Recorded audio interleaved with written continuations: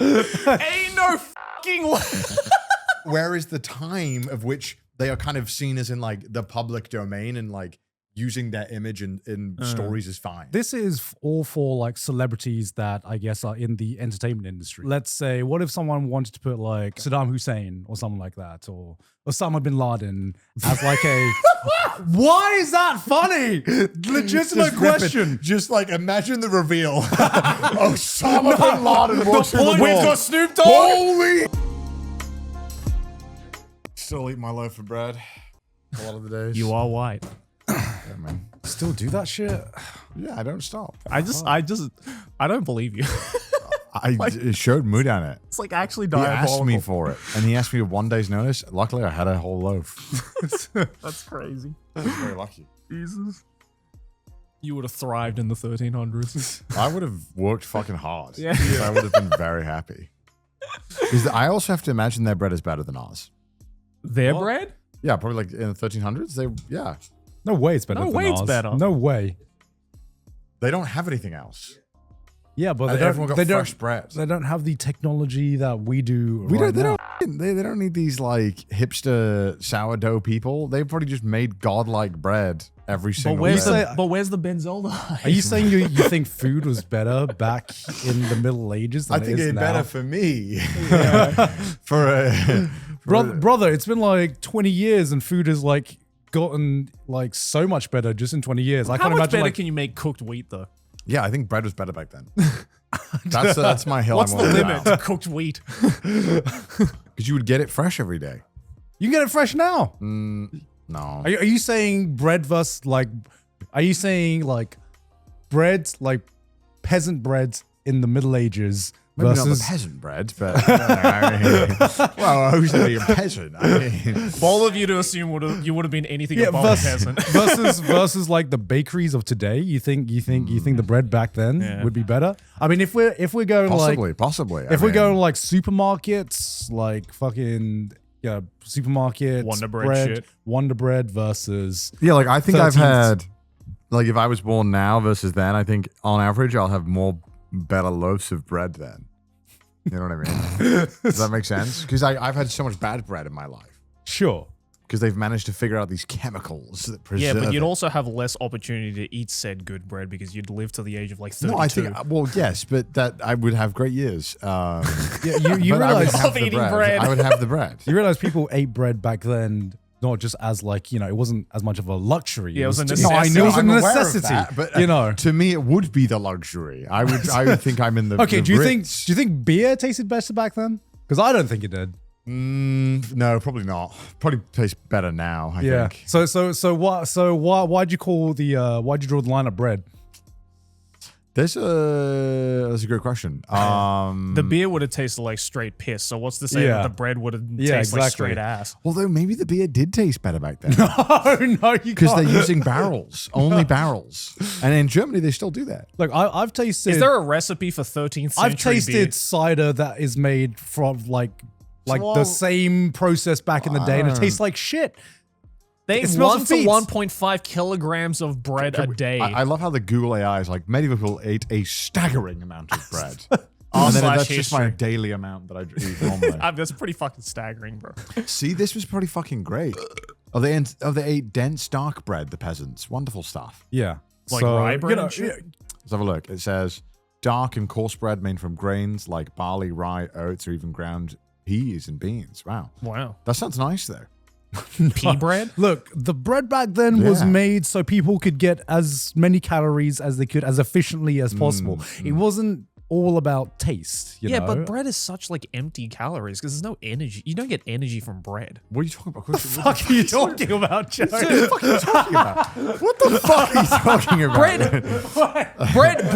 Bread does not wake me up in the morning. It doesn't get me going throughout the day. It is very high energy, though. I don't get energy at all from bread. No.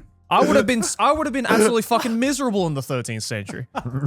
I'm like, oh, what's on the fucking dinner plate today? Oh, bread again. Sick, dude. What is this conversation right now? We're recording. How did Connor start off with like an awful fucking? It wasn't an awful I take. just personally do not get energy from bread. That is scientifically. Your body is not how it works. That is just scientific. I don't know if it's a psychological thing. I just fuck? don't get energy from bread at all. Scientifically, you do. I do, but explain yourself, Joey. Yeah, I Explain wanna hear yourself. Explain yourself. like, okay, so one of the reasons why I never enjoyed eating breakfast in the morning, right, Yes. is because like the staple for a lot of people is things like toast, right, or like, even other carb-based stuff like pancakes or croissants or whatever it might be, right? Yeah. I don't know what it is. I just could never get like satisfied from eating bread in the morning. Like I don't like for me, I'd rather eat something like eggs or like I don't know. Maybe this is just my Japanese side, but like even like rice, for instance. Like I feel that gives me way more energy than a slice of bread. Dude, there's nothing worse than going, somewhere in Or like Japan for bacon or breakfast, something, and they right? just give you a bowl of rice, and it's like, dude, I don't want this carb. I don't want this. I don't want this. So, scientifically speaking, Joey, you definitely. What I can I'm guarantee sure. you this. I'm not denying that. I don't need the Mudan fact check No, for no, this. no. I'm not denying that. I know guarantee- it's a psychological I thing. guarantee Yeah. you get energy from eating bread. I 100% agree with that. For me, psychologically, it doesn't wake me up. Yeah. Yeah. Probably what That's what I was trying to probably say. what might be happening, and this might be when you need the fact check. Is Yeah. probably what's happening is that you're digesting. So Right. you feel right after eating, you're probably feeling a little bit less energetic because a lot of energy is being put into digestion. Yeah, I get sluggish. Yeah, that is my guess, Yeah. as to what is happening. But that energy is being converted over the course of the entire day, Yeah, over the totally. rest of the day. But I just don't, I don't feel like, all right, I'm ready to start my day after my slice of toast. Like, I just don't, I don't know. I don't get that. Yeah, because I also don't like eating a lot of, I mean, I don't like breakfast in general. So Yeah, me neither. no. Like, I'm on the protein diet now. I'm like having to force myself to eat eggs in the morning again. And Yeah. like the first couple of weeks I did it, I was just like, ugh. Yeah. I do not feel, I'm getting used to it now, but like, I love a good poached egg, but you need like a slice of bread for it to absorb the egg. you need juices. not a muffin. What's the word?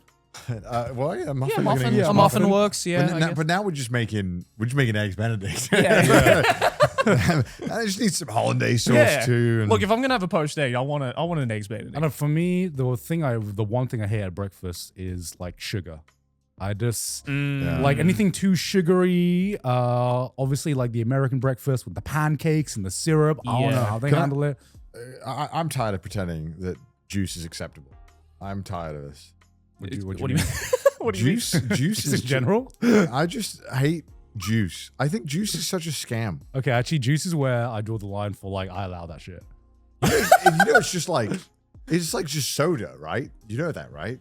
So It's just Oh, we're soda. talking like in a carton juice, not like the freshly squeezed juice. Look, whatever the fuck you want to, whatever kind of woke nonsense you want. Because there was a period in the Bissinger household where we bought one of those like fucking ninja juices, yeah. Oh hell yeah! and because my dad was like, "Oh, I want to test this shit out," and then every morning my dad would make like fucking gallons of these like different like fruit and vegetable juices. That shit was bomb as fuck.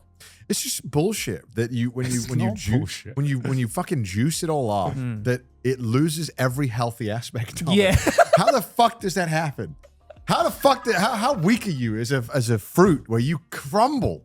Every benefit you offer us as a society is fucking gone just because we blended you up. It's gonna happen anyway in my stomach. Why? I don't know. So We're not smart enough for that shit. Clearly, I feel like something's wrong with that. What do you mean? I don't. No, I'm a juice drinker. I love juice.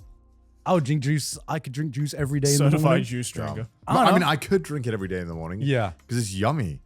But the problem is that it's just soda. It's like fucking shit. Yeah. What do you mean it's just soda? Well, that's just why you got to soda. get like the 100% one, right? I think it's like no different for like your body from just drinking like a fucking sugary drink. So are we talking like the processed kind of like concentrated juice ones, or Are we talking like the 1% fresh, fruit juice shit, or Yeah, the actual fresh juice. Okay, I mean, how often do you eat fruit? not that often. Maybe once a week. I'm a veg only guy. You're a veg only guy? Yeah, like fucking veg marks the shit out of fruit. Oh, fuck off. Fuck off. What? Fuck off. What? Veg is so much better than fruit. Fruit. This is the most trash taste conversation. Yeah, of it all is. time. No. I mean, you can't just get like all fruit away. You know, you got to give some Look, fruits fruit a pass. is good, but it's like nature's dessert. Whereas veg is like the backbone. What do you mean? According to who? Me. Dude. Veg is so much better. Explain yourself. Explain yourself. Like I feel like when I eat fruit, I don't feel healthy, but when I eat veg, I feel healthy. I don't. Does anyone else feel this? Is it just me? I feel very healthy when I eat fruit. So do you feel healthy eating like droves and droves of potatoes? Okay, well, okay, come on. Potatoes is like bro thinks he's invited to like the vegetables. You know what I mean? He is a vegetable, though. I know he is a vegetable. But like he's like a fraud. The potato is a fraud because it's like all the health benefits are non-existent. Like Bro's the white guy at the veggie cookout. Yeah. It's like, we're happy you're here, but something's up. So like, yeah, he's in the veg, but like Yeah. he's kind of a fraud. He doesn't really offer the same health Are you one of benefits. those people who sees like a fruit on a salad and you're like, who the fuck invited bro? Oh, dude, I hate fruit on salad. Yeah, we talked about this. He doesn't like hate the it. fucking orange or like apples Yeah, and when salad and shit. because they always burst. I don't want something to burst. What? I don't want something that busts in my mouth. God. Is that a hot take? Why are you so self-conscious about Yeah, something bro. busting No, in I your don't. mouth? It's just like, you know when they had the cherry On Pride Month? tomatoes? Really, man? When I thought you were an ally, man. I am an ally. I thought you were an just ally. What don't are want to be busting them out. I just, you know, when you get the cherry tomatoes in like a salad and it's just like, you know, you're trying to eat it and you're like, oh, every single bite, you're like, oh, you get like fucking busted. No, I love that shit. Cherry tomatoes are great. Cherry man. tomatoes are delicious. No, I do like them though, but it's just excessive in a salad. It's No. not. It's a little. It's a great little accent. It's a little sweet treat, Point you know. being, It's vegetables are just so much better in every single way than fruit. Is tomatoes a fruit? That's Yes. a fruit. Okay. Yes. Okay. Yes. Okay. Do you like tomatoes? Yeah, no, I do. I mean, I think I like them more in like sauces than I do on their own. So they get a pass if it's a sauce. Yeah, of course. So fruits get a pass if it's a sauce. So you like juice if it's juice if it's in vegetable I'll form? tell- Nobody is referring to like a spaghetti fucking sauce as juice. Pass me It's liquefied. the tomato juice. That's I'm- essentially what it is. That's essentially what it is. It's just no, viscous juice. no, it's more pulpy. It's different. It's viscous juice. You're basically just caramelizing it, basically. Okay, I'm not Caramelizing getting, it? I'm not getting pulled okay, into no, this. bro, it's not cooking. Okay, I'm not gonna get pulled into this trap to make a bad. Wait, what's take. your favorite fruit again? Mine? Yeah. I'll tell you Banana. what Connor's that not a really vegetable? saying without actually saying it. Banana is not a vegetable. Can you figure me out, Garnt? Okay, I can figure out. I can say what Connor. I can translate what Connor's trying to say. Go on. Right. Connor hates desserts. Right. I like dessert. Connor and any fruit that gives him dessert taste. That's what he hates. That's true, though. I mean, I think I don't like it when it tastes too sugary. I'm like, Yeah. no, I want the health Desserty. benefits Yeah. of the vegetable. Yeah. Like a broccoli is God tier. It's got everything you need, and it tastes good. What, raw broccoli? No, it's just like boiled. You gotta roast it or cook it. I don't know. No, I think it's fine just boiled. No, boiled broccoli's fine.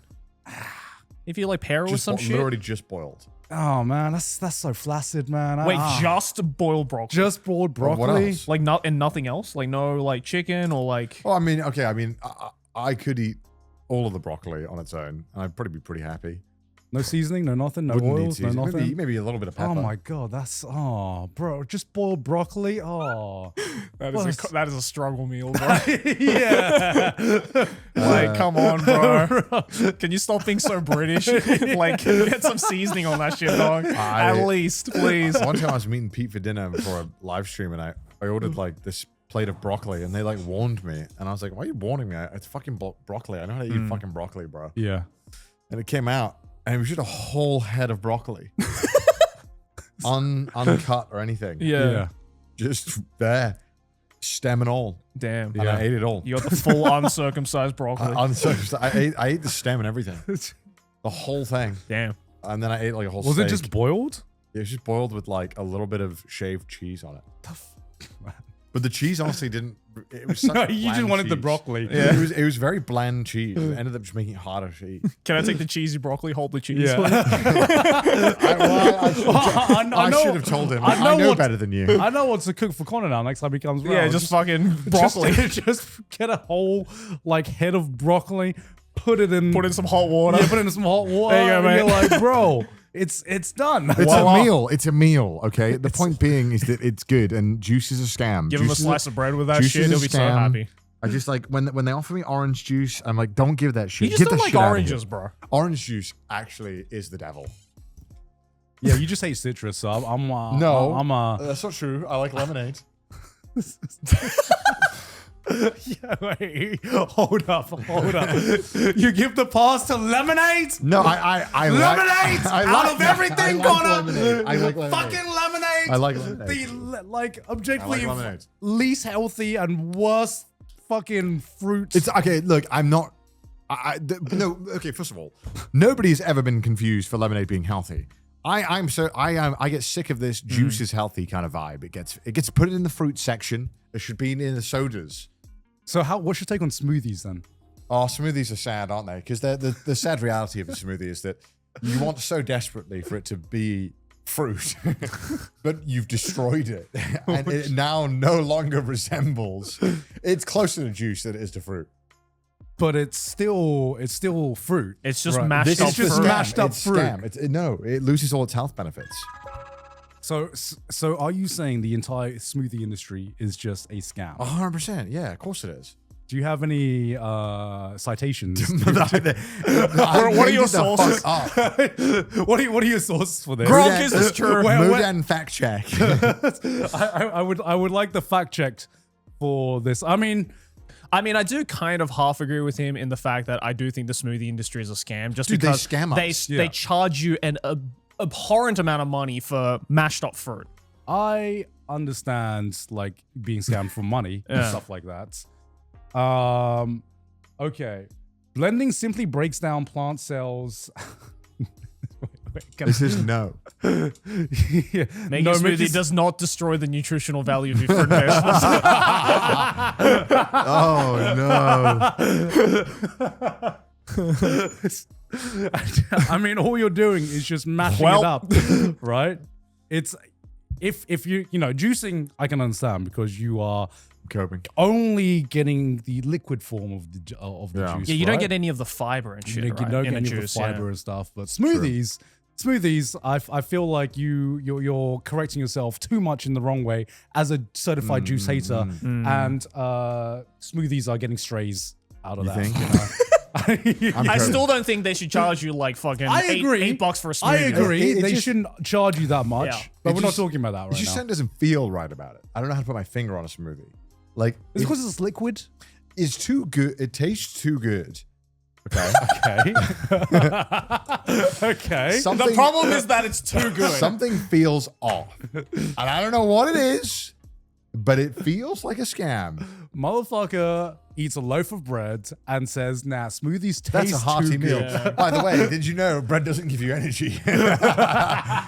You know what does though? A good smoothie. Ring, ring, ring. Here's an emergency bulletin board to tell you about today's sponsor, Shopify. You know, when we started the podcast, it seemed like we had to figure it out all on our own. You know, setup, filming schedules, logos. It was super overwhelming, and every day seemed to introduce a new decision that needed an answer. When you're starting off with something new, it seems like your to-do list just keeps growing every day with new tasks, and that list can easily begin to overrun your life. Finding the right tool that not only helps you out, but simplifies everything can be such a game changer. And for millions of businesses around the world, that tool is Shopify. Shopify is the commerce platform behind millions of businesses around the world and 10% of all e-commerce in the US, from household names to brands just getting started. With hundreds of ready-to-use templates, Shopify helps you build a beautiful online store that matches your brand style. Best yet, Shopify is your commerce expert with world-class expertise in everything from managing inventory to international shipping to processing returns and beyond. Shopify not only helps you find your customers with easy-to-run email and social media campaigns,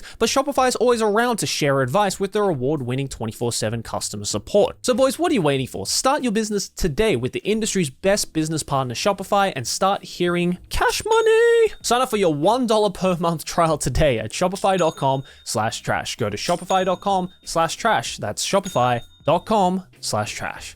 Back to the episode. Oh, I'm so sorry for this opening Mudan. We didn't even fucking intro the episode. Hello, bro. welcome We to just this went straight episode of into Trash Taste. This Mudan is possibly going to quit. Shitting himself. Do after. you think you could eat a mouthful of ginger? Yes. Yes. Like just raw ginger? Yes. Yes. Like you could do it? Yes. I could do it. Would I enjoy it? That's a different thing. Should we get some ginger? You sound so confident. We should get some ginger. I love ginger. I mean, I used to eat like a lot of those like ginger snacks that they used to have, whereas like a lot of it was like the Japanese ones where it would literally just be like cut slices of ginger yeah. with like a little bit of like sugar on top of it. But at the end of it, it's still just ginger. What's your top tier herb? What's the difference between a herb and a spice, actually? What's the difference between a herb and a spice? Oh my god. I'm assuming Depends what you define as a herb. Joey's is wheat. I'm talking about ones you ingest for actually. No, that doesn't actually. Hold up. Depends how like the ones you cook with. No way. Yeah, depends how I'm feeling. Rosemary. You love rosemary? I like thyme. Thyme is good too. I mean, combined together, they're like fucking eggs and bacon, man. Fucking Rosemary's great. rosemary and thyme I together. don't think I can tell the difference between basil and oregano because the two of them are mixed together so often that I'm like, it's the combo. That is true. It's a combo for me. That is So, true. Okay, first of all, I think my British brain is completely broken. Is it? How do you pronounce? Oregano? Oregano. How do you say that again? How do I say it? I'm Oregano? British. Oregano, the American way. Yeah, they say oregano, don't they? Yeah. We say, what do we say? Oregano. Oregano. Why'd you need to? Sorry, I always forget which one I say. Yeah, oregano. Because you know, obviously we don't live in the UK anymore. Yeah. So I don't hear the British word often, and so my brain gets broken into hearing the American one over and over. But the Japanese say oregano. It is weird, isn't it? Yeah. Because I always hear stuff like, you know, when you read recipes online, there is like ground meat. Yeah. And in the UK, we say mincemeat. Mincemeat, yeah, we say But that. in Japan, they also say mincemeat. Yeah. Which is so weird. I'm like, who did you learn that from? The British. Yeah, who taught you that? Where are you learning this from? So I keep getting my brain is like completely disheveled. Anyway, you know, oregano. Oregano. Oregano. We're really struggling. Oregano. Yeah, I want to say oregano. Oregano is like way more. What's the word? You can taste like oregano way more. It's way more floral, not floral. What's the word like floral? What's the word? Like something that smells really strong, fragrant. Fragrant? It's very fragrant. You'll know because you only like when they're adding basil to pizza. It's like. You know, you can chuck a whole leaf on there. You can chop it up, put it on it. You will taste it, but if you put like a teaspoon of oregano, you're gonna be smelling that shit. I don't know. Maybe it's just because I don't really cook all that much. Yeah. So I would probably get used to it more if I was the one actually putting the oregano in. But most of the time, my exposure to oregano was just like already the pre-cooked food, right? So I was just like, and most of the time, you know, oregano or basil or whatever is not like the centerpiece. It's just like a little accent. So half the time you don't even fucking realize it's in there. I mean, it's most of the times you put herbs in there for, you know, sometimes you just have that extra fragrance to the food. The little accent, right? The little accent. For sure. I fucking, in Your world famous lasagna. the world famous lasagna, I put so much in. Oh, really? I mean, you can though, because that's like a thick dish. Yeah, Put a lot in there. I fucking With a lot of flavor, right? Yeah, probably more than is recommended. That's probably what. That's probably why my lasagnas taste the way they do. But you know, what I guess paprika is a spice, right? Yeah. Yes. What is the difference between a herb and a spice? I guess I've never known about this. I should probably know. Spice I've always thought as well, then again I always have thought it was ground stuff, but then I guess you have stuff like what is cumin? Because I fucking cumin is like top. I fucking love cumin, man. I do be cumin every day. What is cumin? What is cumin? Cumin Herbs- is a spice. Cumin is a spice. Yeah. I pronounce it as cumin. I thought it was cumin too. Yeah. Cumin. Yeah, it's cumin, right? Okay, so yeah, it's a spice. Spice are seeds and herbs yeah. are leaves. Okay, yeah. that's I've always said like, is it green? It's a herb. yeah. If it's not green, it's a spice. Okay. Yeah, that's Okay. how I've discerned it. Yeah, but Herbs are the green leafy parts of a plant. there you go. Spices are derived from other parts of the plant, including roots, stems, seed, bark, flowers, or fruit. I do love paprika though. I Yeah. will say the Hungarian paprika is god tier because like Hungarian paprika, which is used in every Hungarian dish, is way sweeter than regular paprika, and it gives Hungarian food that like distinct flavor. Yeah. Shit's fire though. For You can me- use it in other dishes and it's awesome. Yeah, for me, if cumin is in the dish, it's like it brings it up a notch. I don't know Yeah. why. You can put that shit on anything, and True. it tastes better. Is that your favorite spice? That is my favorite spice, I would say. It's I got do such the a- cumin to the cumin. Yeah, it does make me cum to the cumin. What is my favorite I spice? don't know. Wait, is our coffee here? That's my favorite spice. I think we have coffee. Little I spice need to the it. day. I need Spice, it. little I need my spice. fucking spice injection. Well, you fucking stayed up playing games again? No, it was just one of those nights, you know, when you go to bed and you're like, wow, I just am not tired. And then, I feel that. so, you know, it's a dice roll still. Because I sometimes get those nights where I get like 4 hours of sleep and I'm fucking S tier energy level the next day. Yeah. Other days I'll get 7 hours and the next day waking up is like Death. that fucking, you know, that fucking reaction sound. Yeah. It's like one of those mornings where you wake up and your eyes physically cannot stay open. Yeah. I don't know why. Why does that happen sometimes? Why is it that, like, It's quality of sleep, isn't it? yeah, what determines that bullshit though? What, the quality of Because sleep? I sleep the same shit every day. You sleep the same shit every day. Well, clearly I had a not. great- because- you know, Clearly not, because some days you maybe because I are had doing that. I don't know. I had maybe I had oily food. I made some Chinese food yesterday. You made Chinese food? Yeah, but so Giri taught me how to make these noodles. Okay. And they were actually so fucking good. So I was like, I gotta make this. And I made like a giant batch. Actually, super fun. I made my own noodles and everything again. Oh, nice. Nice. It doesn't take too long either. It is crazy though, because when I was following Giri's recipe, I was like, damn, this is the 4th amount of oil I've put in this dish. Yeah, I'm like, damn, when did we stop? Yeah. It was a lot, but it's so fucking good though. It's so good. Oh, Was And I that the made- night that you got good sleep? No, that was bad sleep night. That was Oh, last yeah. night. Last night I made a ton of noodles. yeah, because I feel like sometimes you just get the oiliness in your stomach. I don't Maybe know. it's like hard to sleep. I don't know. Yeah. Yeah. Yeah, your stomach had turned into like a deep fryer. Yeah, because in this dish I had to like heat up like maybe like 40 milliliters of just hot sesame oil and Yeah. just pour it in the fucking dish. Goddamn. Tastes amazing though. It's like I've just come back from Thailand from being Oh, there yeah, for like yeah. a month, and my stomach is like a fucking battered war veteran right now. I had like my first Japanese meal, and my stomach was like, oh shit. I do wonder this, right? Because Thai people are human. Yeah. What a claim. Their stomach surely can't withstand the battering of spice. but they can. No, I refuse to believe it. I mean, Or is it like an alternate? You alternate between spicy dishes. yeah, I mean, we don't have spicy food for every meal. And I don't really count like the little, some people come to Thailand, they have like a dish and they're like, oh, it's a little bit spicy, isn't it? And I'm like, that's No. a little bit. That's pepper. That's a tiny kick, that's just a tiny thing. I don't count that. you Yeah. know. We don't have the, oh my God, I'm struggling with every bite Yeah. kind of meal, every meal.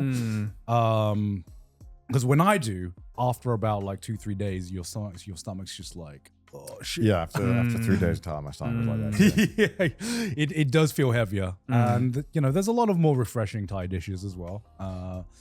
Thai salad and stuff like yeah. that. Yeah. You've been going back and forth a lot. Mhm. You came back for like 2 days to do The Anime Awards. The Anime Awards. Jesus. Yeah, I was the host of the I Anime know. I Awards watched. this year. Oh shit! Well done, by the way. Oh yeah, you had to watch Okay, it, right? so yeah, I was supposed to do a sponsor watching it. Yeah. But there was like a miscommunication. I was like, yeah, I can't do that day. So I was stuck in like a temple in the middle of the mountains with Chris Damn. Okay, in like Wakayama. couldn't find signal there. No, Couldn't find a there was a curfew. Couldn't find a setup. Yeah, I was like, hey, yo, you mind if I do a little setup? Yeah. And they're like, by the way, it's 9 p.m. They were like quiet hours. And they were all everyone was like praying and stuff. So I was like, yeah, I That can't would do have it. been sick. They 5 a.m. woke us up to do prayers. Yeah. Damn. Anyway, needless to say, I couldn't do it there. They did have Wi-Fi there, though, which I thought was impressive. I didn't expect that from the temple. Yeah. Anyway, so yeah, I told them I can't do it. I was like, if you don't mind, I'll react to it the next day. And I won't look at anything. And so I did that, and I watched it. And I got to watch Garnt be the host. You're very good. Yeah, I mean, they have, for some reason, asked me to do more and more every year. I started off like 3-4 years ago, just doing what you did, just being like, okay, I'm just reacting to the awards. And then last year, they asked me to present an award where I had to present solo leveling 2 separate awards. And try to be as professional as possible, and my face got screen capped. Like I had to present Sung Jin-woo as the best main character of last year out of everyone. Alright, that's cap. Well, you are a LARPer, Garnt, and a tourist, so it makes sense for the tourist awards. Exactly. And this year, I had to actually host some of the pre-show. That was cool. I had to introduce Yoko Takahashi. That was sick. That's fire. To sing the Evangelion opening. That's fire.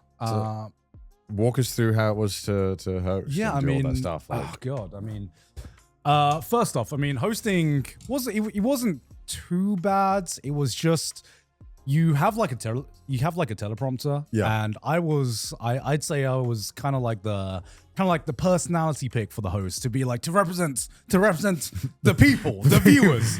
Yeah, He's but a lowly anime watcher, yes, like the rest of you. And like I was there as like, sorry, like I know there's like the color commentator, but there's like the analytical kind of like commentary as well, where they like I was meant to be like that guy. I think the problem is when you are part of an official awards show, it is so strict on timings that when they say, oh, what's your opinion on this? You have like 2 sentences.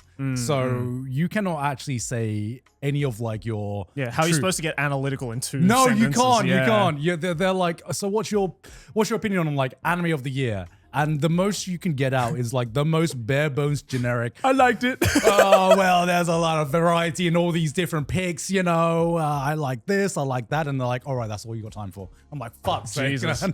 But I mean, it was cool. The awards this year was, awards aside, it was a great concert. We got to see Yoko Takahashi. We got to see Asian Kung Fu Generation. It's kind of a like Damn. all-star performance. And I was thinking when I was watching, I was like, how the hell do they top this? It's just pretty star-studded. Yeah, Like, I mean, this was some of the goats. This was the 10-year anniversary. Yeah. Damn, it's already been And 10 years. It's already been 10 years since the very first Crunchyroll Anime Awards show. Yeah, that I got blacklisted from.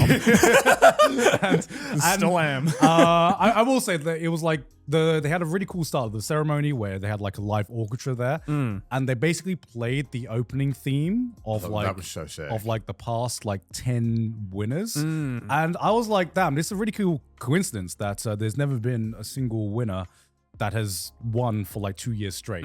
So we got like 10 different openings.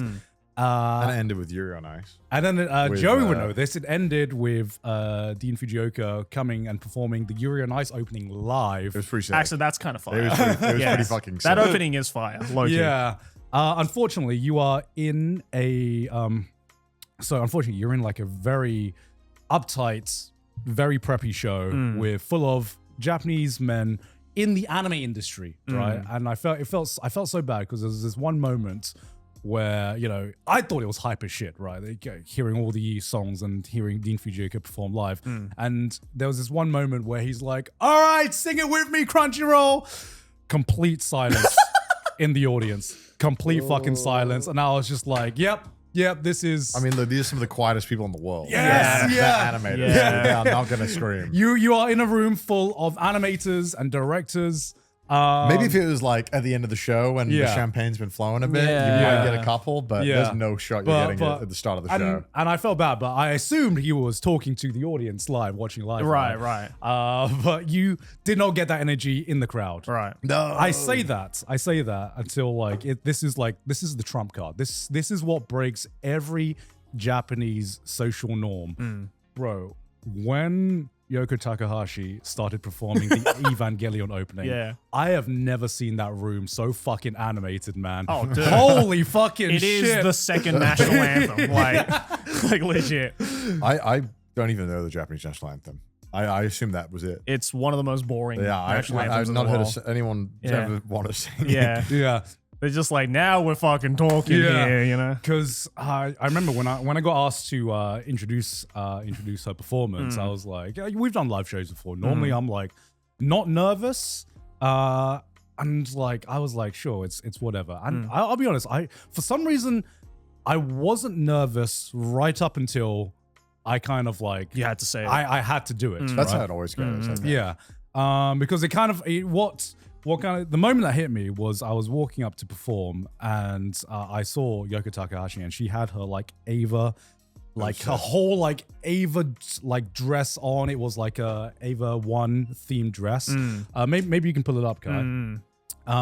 And damn, you could feel the fucking aura in person, man. You're like, and it kind of hit me. I'm like, shit, I am about to introduce the unofficial Japanese national anthem. Yeah. The most iconic anime song to like the entire anime industry behind me. Ever, I would argue. Yeah. I'm like, shit, I cannot fuck this up. On top of that as well, Ava is just a very, very important show to me as well. Yeah, for sure. Oh, you nailed it. Yeah, You that's brought great energy to it. Yeah. That's good. I really, really wanted to nail it. You can You hyped it up like the amount it deserved. Very well, I think. I will say, you could see, I think you can see how nervous I was because you look at my face and I look like a deer in headlamps. in headlights, sorry. No, I think you did all right.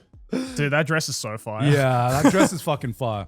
I think that was like, you looked very natural when you did that part. Yeah. It's hard during the interviews and stuff because, sometimes you're getting prompted from 1,000,001 ways and having a conversation that you don't really want to have. Yeah.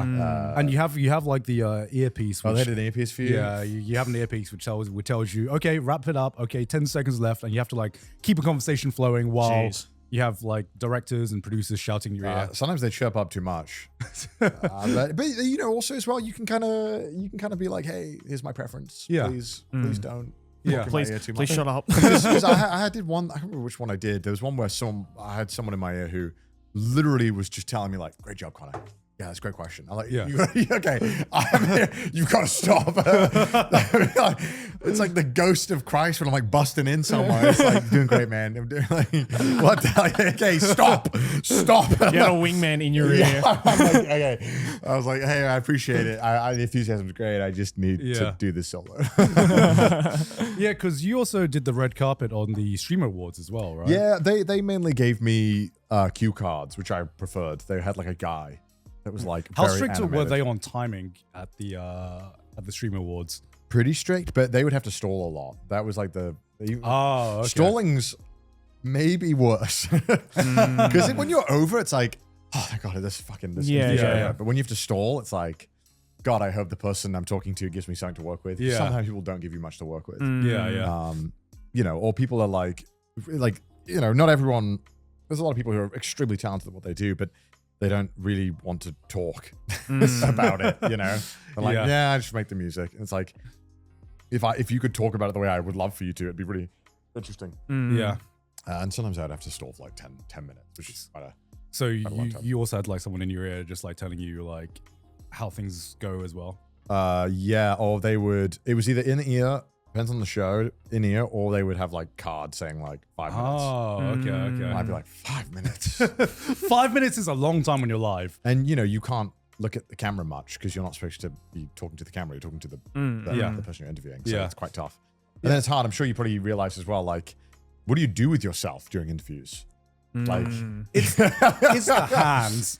It is the hands, right? And, I kind of realized looking at myself back, I was like, okay, maybe I'm moving a little bit too much because we had rehearsals, and I had to look at the rehearsals, and I'm like, oh, I look dead. I did the fucking Garnt on Trash Taste, like 1,000-yard stare, and I'm like, and I'm like, okay, now I need to like be a little bit more animated. Sure. And then I think I was a little bit too animated at some points, and now it's a fine balance when you are not the center of attention, but you don't want to be so like invisible that you become visible again. You know what I mean? Yeah. Yeah, moving and the right amount of moving is like Yeah. hard to do. Yeah. I remember the big thing a lot of people do is they pace a little bit. They like step back, step forward. You know what I mean? They kind of like lean and stop leaning a lot because they just don't know what to do. Yeah. And if you can consciously cut that out, just try and stay a little bit still.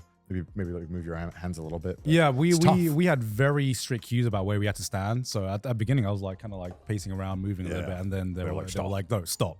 I think what made me even more nervous about the introducing Yoko Takahashi was because I was like, I needed to stand still because they were gonna like zoom in and punch. Yeah, in. and they like kind of like zoomed in, and so I was like, okay, whatever you do not move at all. And when you have like all that adrenaline like just coursing through your body, I'm used to on like the Trash Taste show, just like using that adrenaline Running around, and yeah. like running around and giving more energy and putting that to the audience. So you couldn't see it, but on the top half, I was just like, all right, locked in. Okay, I'm reading this and I'm gonna hype this audience up. Luckily, it didn't get my bottom half because my knees just started going. It was just like this. I was just like wobbling like this, and my top half like this. Oh shit! Top half was like this. I was like, yeah, you can't see shit. Okay, bottom half, I was like, oh god, wait, why am I doing this? This has never happened before. And yeah, I think it's because I had so much adrenaline, but I could not move or even like disperse it in any way. But yeah, it was very, very fun. I'm glad that Sung Jin Woo didn't win Best Main Character again. My Hero won Anime of the Year. I don't know if you saw. Yeah, I think I didn't see because I'm still blacklisted. So. It's Mao Mao won Best Main Character. My mom was very, very happy with yes. That's fine. They won Best Drama, beating Orb. Yeah, it did. Really? You know what? If there was a show that beats I know. Orb, because I would give it to Apothecary Diaries. Yeah, that's fair. Yeah, and yeah, that was the Anime Awards. Nice. This year. Well done, mate. Yeah. This episode is sponsored by ExpressVPN. Watching TV without ExpressVPN is like trying to travel the world without a passport. You're not going to get very far at all. Absolutely.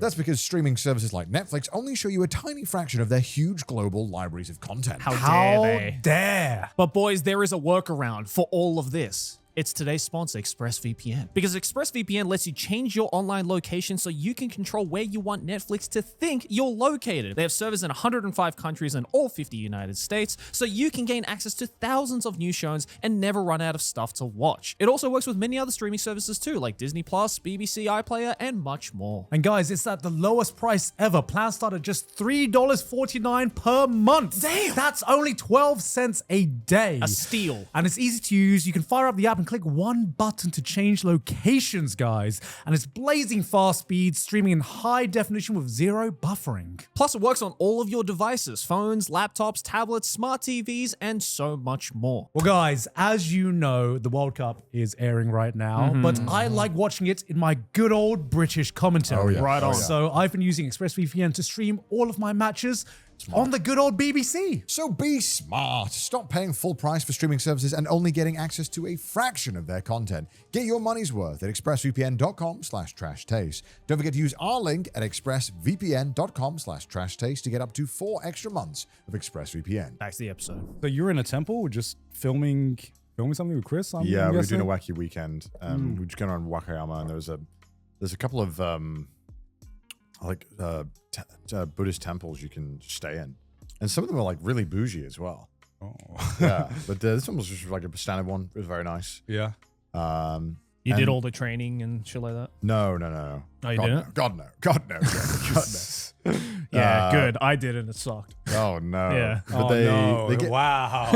Wow. How long you do it for? One day? One day. It was like, honestly though, it was so we got there really late and it was like a ryokan meal. You know, and ryokan meals are really hit and miss. You know, I'd say like if you're traveling to Japan the first time, at least in my opinion, I really do feel like the ryokan meal is like one of the biggest variations of a good and bad ryokan. It's so easy to get like a very meh ryokan meal. Like a lot of them do very standard ones, where, you know, a lot of the dishes are just kind of standard fish stuff. But, you know, if you haven't experienced before, it's really cool. But if you've been here for a while, you can really tell when they've like really put a lot of thought into it. Anyway, this because it's Buddhist, it's all vegetarian. And I was like, all right, well, whatever. I don't need meat. But it was like surprisingly maybe like top 3 ryokan meals I've ever had. Was it a Just bad. ryokan meal or like a shojin meal, like a proper like Buddhist like monk food? It was all monk food. It was Georgian. Georgian, yeah. But it was I like akin to like a ryokan meal. There was like 8 fucking courses of vegetables. Damn. And there's one thing where I was like, I don't think this is Buddhist. I was eating it. I was like, pretty sure this is like beef. And the guy came over and was like, oh no, that's like the tofu from this area apparently is used quite often in meat substitutes. And it's really good. So yeah, highly recommend going to a Buddhist temple if you want a great meal. Fucking banging. Shojin meal actually does taste really It was fucking really good. good. Yeah. Really, really good. Yeah. I was kind of shocked. But yeah, just did that. And yeah, then I've been playing video games. Love video games. Sounds good. The dichotomy. A lot of video games. Yeah, you've been going through all the Castlevania games, right? Yeah. Yeah, I've been playing Castlevania. I want to make a video where I play every single one. Why Castlevania? Because it's a goated series. So, obviously, hanging around Pete a lot, you hear a lot about games, and he always talks about Symphony of the Night, which is you know, valid. I won't get too much into it because I don't want to bore everyone to death. But it's basically like I guess I don't know if not the originator, but certainly the thing that made Metroidvanias popular. Yeah. As a format. Well, I put the Vania in Metroidvania. Yeah, right? well, yeah, I put the Vania in it. So I guess I think it's fair to say that it kind of did solidify the genre. Anyway, Pete had told me all about the music in this game. Yeah. You know, and I'm like, music. Beeps and boops. But whatever. the vinyl went on sale, and I was like, I'll just buy it. Sure. Like, I mean, if I'll probably end up getting into the franchise at some point, so it would be cool to have this disc. And even if I don't listen to it, I'm sure the music's great. But then I listened to this vinyl, I put it on, and I was like, hold up. Every single fucking track is a banger. What the fuck is this? Hell yeah. You know, it's like 2 discs, and I flip it over to the B-side, and I'm like, oh fuck, it's even better. What the fuck is this game? And I listen to the third, I'm like, Jesus Christ, this music is exceptional. Yeah. I'm like, I gotta play this game. So I was like, fuck it, I'll play the original Castlevania games, the 1986 NES, Castlevania 1. where it all started, Yeah. until Symphony of the Night. So I played it. Surprisingly, the early game, like Castlevania 1, holds up pretty well. It's hard as shit. It's hard. It's hard because it does that thing that old games do, where when you die, you like fully reset. You get like 3 credits. Yeah. Oh. But And it's quite good, and you can beat it in like 3 hours. Well, the thing about this game that I think infuriated me, and I'm sure it did for you, is just the fucking knockback system. Oh, dude, the knockbacks are horrific. The knockbacks are so unfair. There's so in many this game. gaps and stairs where if you get knocked back, you just fall down, and anything knocks you back. Yeah. So it's kind of bullshit, but really fun and quite challenging. And then Castlevania 2 is like the worst game of all time. Which people, when I was playing it, people kept telling me, they're like, this is what started Angry Video Game Nerd. Yeah.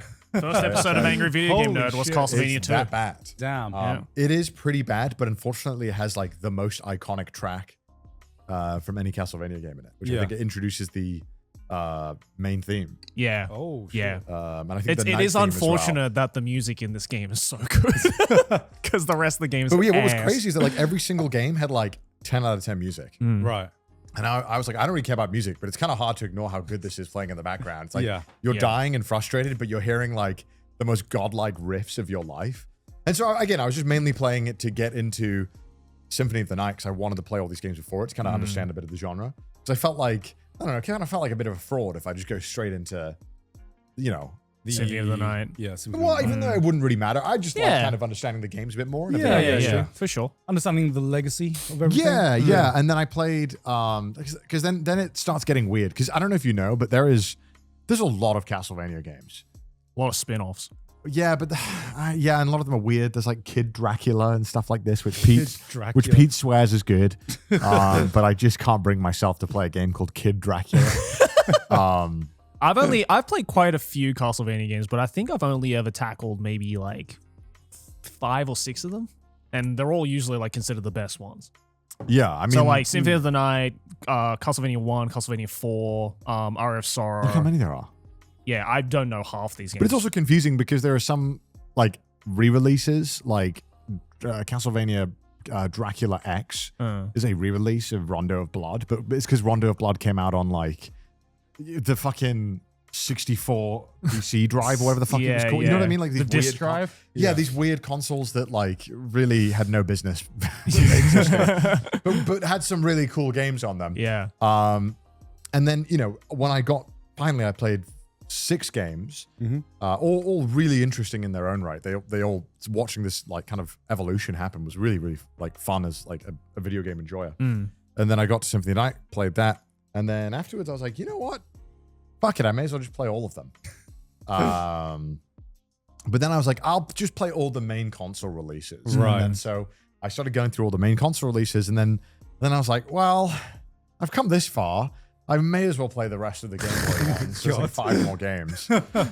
So I think in total I need to play about 16 games. Jesus. How far are you through? I've just finished game 10. Oh my I've god. got 6 more games to do. Thankfully, the early games are not too long. Yeah, unfortunately, the ones I have left to do are all like 10-hour games. Yeah. Oh, shit. So, but yeah, the early ones are really short. Like I did the first 3 in one stream. Yeah. And then the other ones too. But the music in this franchise is so fucking good, and it's also really interesting because this franchise, just not to again bore everyone to death, but it basically after Symphony of the Night, they have this game that you know at the time didn't do that well. Yeah. Despite being a cult classic, it actually just didn't sell that well. Maybe because it's an odd game. And I imagine at the time, it's like, how the fuck do you advertise this to like an American audience specifically? Yeah. Because it's kind of unusual and it doesn't really follow the Castlevania franchise in any normal way. The art has changed. The gameplay is completely different. It's all very odd. So then they kind of got to the N64 era, and they were like, okay, well, we're gonna make 2 Castlevania games at the same time every time now. All right. We're gonna make one 3D version. It's gonna be the main release, and then we'll hand the traditional Metroidvania formula to the other team who's gonna make them on DS and Game Boy. Yeah. And basically the main console entries just kind of flounder. They kind of try it in 3D, but it's very difficult to make 3D games that are good. Yeah, I played a little bit of Castlevania 64 when I was a kid because my friend had 64. it. It was not good. But that's also, I think, not partially good. the Nintendo 64's fault. Yeah. But just being a kind of a shit console, it's kind of hard to make anything for that game. Well, I disagree. I think it's just I think the same thing happened when they tried to make like Sonic 3D. You know, like the core gameplay just doesn't quite work in 3D. Right. In the same way that it does for 2D, because the main that too. You know, the main, drive of the Castlevania games was the whole like 2D exploration aspect, which made it work so well with like the platforming aspects. So when you turn that into 3D, it kind of just it kind of just dampens the whole experience. Yeah. And also the graphics in Castlevania 64 are not exactly scary or gothic in any way either. So it also takes you out of the world as well, in my opinion anyway. Yeah.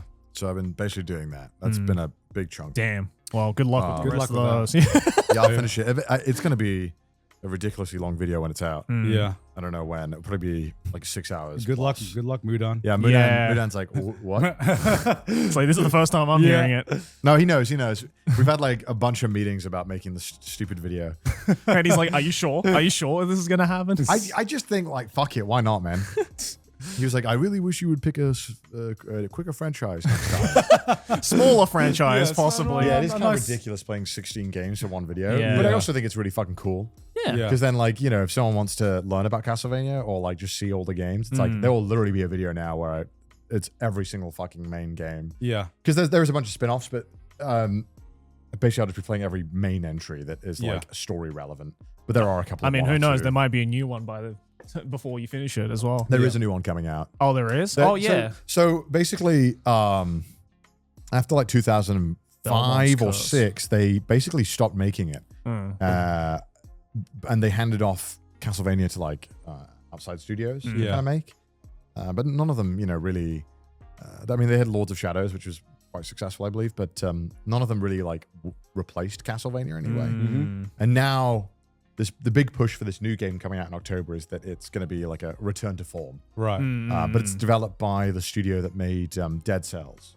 Oh, yeah. I know Dead Cells. Yeah. So it should be pretty good because Yeah. that's kind of similar formula, but Yeah, it looks really good. Yeah. So I'm optimistic. But for me, I mean, weirdly enough, my favorite part is still the music though. Oh, yeah. It's Yeah. so good. But I think also I was always interested because the anime was maybe one of my favorite animes. Oh, is it an anime? It's a fucking anime, Carl. Is it an anime? Is it a real anime? Yes, it's a real anime, Is it a Carl. real anime, Connor? It's in a goddamn anime. It's animated. It's an anime, Joey. But I also finished the Elden Ring DLC as well. Dude, can I say, my God, you're kind of nasty. You're kind of nasty. Did you see him beat this boss? No. He's kind of nasty. His parrying was kind of disgusting. Look, it's simple. I was genuinely impressed. It's simple. You just gotta die enough. Yeah, I know. I wanted to know how long it took you because you played it as well, right? And I was like losing my mind on like the last boss. How many times did you die? Roughly. You died like 300 times. Like I 300 checked. times. Yeah. Because I was like, how many deaths did this take? I honestly thought it would have been more. Right. Because I thought like Melania was more, which was the like big final boss of the original Elden Ring. it was. Yeah, I just don't have the patience. I for won't it. lie, I was turned on when I saw that last time. I was like, damn. Wait, and fart on then me. all the comments were like, damn, Garnt's more of a gamer than Con. I was like, whoa. What achievement against many. I mean, come on. Yeah, it got What me a thinking flimsy though, title. because, you know, even though it was fun and satisfying to complete it, I didn't feel as satisfied as when I finished the like base game Elden Ring and beating Melania for the first time. So to clarify, just the viewers who didn't catch it, Garnt basically parried Radahn's consort to death, and it was pretty Yeah. fucking sick. Which is the final boss of the Elden Ring DLC. And I don't know, I really wanted to like him as much as a boss battle, but it felt like, it got me thinking about why some boss battles are more fun than others. Because with like Melania, you know, I died more than that, but I felt gratifying, felt fun the entire time. Sometimes like playing against Radahn and that final boss battle, I don't know if you felt this as well. I don't know. Some of them I was just like, damn, this just feels like bullshit. I don't know why it feels like bullshit, but it just feels like bullshit. You know? I think for me, the first phase is like decently fair. Yeah. And then the second phase, when he starts doing the light fucking attacks, where he starts zooming, I was like, I think for me, it was the visual clarity was really messy. Like, I cannot see what is actually happening. Like, I don't know what the fuck I'm supposed to be dodging. Yeah. Which is the only time I ever get frustrated in Elden Ring or any of these games is when, like, I don't mind if he does some bullshit like, like hit, or he does some like really fast attack, or even does like 8 successive attacks that I have to dodge. I don't mind that. It's like when I can't see it, which makes the window of which I need to dodge really confusing. So it's like, I don't know when I'm supposed to dodge this. That is always really frustrating because it feels like they are relying on me having to just bash my head against the wall until I figure out this arbitrary timing that isn't visually explained. That's when I get annoyed. And I felt like the second phase did that a lot. Yeah, I think because like I think what gives me like satisfaction and why I love parrying is I love this feeling of like mastery. You know? I love the feeling of like mastering a boss that even if I don't do it in the run, in theory, I figure out the boss so I could do like a no hits, like in theory. You know, whether I'm able to do in practice is something different. But with like Radahn's second phase, there were like so many attacks where I still finished it in the end. I still figured out a way to like mitigate it, but I still never had that true feeling of like I 100% figured you out. I think the like attack that I hated the most was like the ones where he'd do like the fucking shadow clone.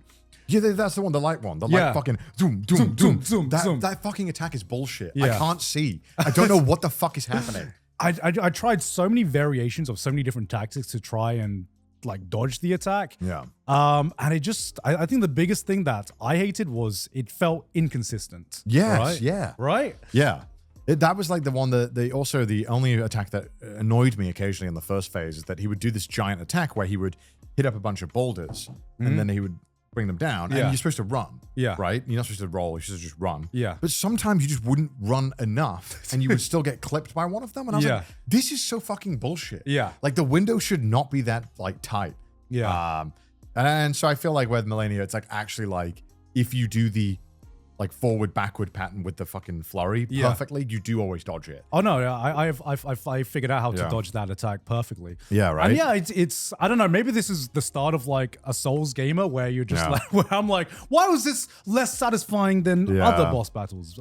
Because I think my favorite boss out of the DLC was the fucking spear guy, Mesmer. Mesmer, yeah, Mesmer was so fight. cool because he was tough, but he felt like, I don't know, I can't put my finger on why. I can't analyze why, but Mesmer felt fair but hard. Hard but fair, sorry. Where Radahn was hard and I figured him out at the end, but I didn't feel that same kind of like satisfaction out of it. Yeah, Mesmer was really cool. Did you like the DLC overall though? I like the DLC overall. I think the map of the DLC is better than the base Elden Ring. I mean, it's a lot more condensed. It's awesome. I love that because they basically just put Dark Souls 1 map theory into Elden Ring, which was, instead of making all these vast open areas, have every area feed into the other area, which I thought was really, really smart. Yeah, I really, really liked it as well. And there's a much more condensed kind of experience where it just felt I ran into things a lot more often. Yeah. And I don't know. I do think this isn't going to be my last Souls games that I play. No. I do enjoy the process of just trial and error when it comes to like different bosses. It was very, very satisfying. And what's crazy is that it should have really just been Elden Ring 2. I can't believe it's DLC. It's as long as the base game. It's not as long as the base game, but it could be about as long as like a normal game. Because the base game was pretty fucking long. I guess it depends how much you wanted to do side. Did you do the dragon boss? Yes. That fucking fight was sick. I fucking love that fight. That was such a sick fight as well. Yeah. There's this fight where you have to fight this dragon, but it's a side boss. You have to scale this mountain to fight him, and it's so fucking epic. Like going up this mountain while it's like storming, it's so sick. That's cool. It's very fun. Yeah. But I mean, there's a lot of exciting game announcements out right now. Oh my god, every single game ever just got announced this week. What the fuck? Why did every fucking studio do this? Yeah. Could we not have paced this shit out a little bit? Because now I'm overwhelmed. I'm like, wait, hold up now. What am I playing? I mean, there's only one in my mind. Joey. Or two, technically. I remember, like, what is it? Like a few weeks ago? It felt like a few weeks ago, probably a few months ago, where you're like, there's no way they're making a Persona 6. We finally got a baby, and it's green. It's happening. It's green. The color scheme is green. We're eating so good. Is it just going to be like Ghostbusters Persona? I have no fucking idea, but I'm so excited. And P4R as well. Finally got a release date as well, and it looks so good. Yeah. God, I'm so excited. Fuck. Why do you have a chair there, Garnt? I don't know. Yeah, I was gonna ask. Jokers? No. No. I don't know who that is. It came from somewhere. We've got the trash taste cuck chair. Take a seat, everyone. That's yeah. I mean, there's so much. Persona got announced, obviously. Yeah. Where do we even begin? I mean, there was like Summer Game Fest. Xbox had their thing. Yeah. There's a Nintendo Direct tomorrow. Yeah, State of Play. Today, I think. No, tomorrow night. Oh, wow. Yeah. Yeah, tomorrow night. Did you hear the news about, was it Stranger Than Fiction? Is that the one? Yeah. No. What is that? It's the new Yakuza game. What's it called again? With Snoop Dogg. Yeah. Oh, yeah. They released that a while ago, though, right? No. Did you hear about who just got announced? Stranger Than Heaven, that's the one. Yeah. Stranger Than Heaven. Did you hear about the newest cast member they just announced? Oh, God. Who? It's Tupac. Okay, everyone made fun of me, by the way, because I kept calling him Tupac. It's Tupac. Tupac. Sorry. But I'm British, and I Wait, feel like I always said how? Tupac. Wait. Yeah. Yes. Wait, what? Yes. Tupac is in Yakuza? Yes. Hold on, I have to see this. How? Okay. How did you not see this? I did not see this at all. I mean, because I knew like Snoop Dogg and like Otto was going to be in this game as well. Dean and Fujioka's in this game. Dean Fujioka's in this game. Yeah. How the fuck are they going to get Tupac in this game? Are they going to like fucking AI his voice? I really hope not. I really hope not. That's as what well. I think a lot of people are not looking for. God. Yeah. But yeah. I knew nothing about this game. Yeah. Like going into this, I didn't know it was like a Yakuza prequel. Yeah. Because I haven't played any Yakuza game before. It's so weird to see Snoop Dogg's name. It's so weird. Oh, Otsuka Akio is in this as well. Fire. It's God, that is a fucking stellar cast they've got. yeah, And then absolutely to top it stats off, cast. ain't no fucking way. Why? What's next? Biggie Smalls? Yeah, that's what I was saying. What the fuck? Okay, I have a question. Oh my Okay. god. How long does someone have to be dead How? before, like, you know, because if you put, like, Stalin in this, I think everyone would be like, whatever, Yeah. Yeah. right? Yeah. I could have chosen anyone who is dead as long as Stalin. I just chose, you know what I mean? Like, I'm talking about, like, a public figure, Yeah.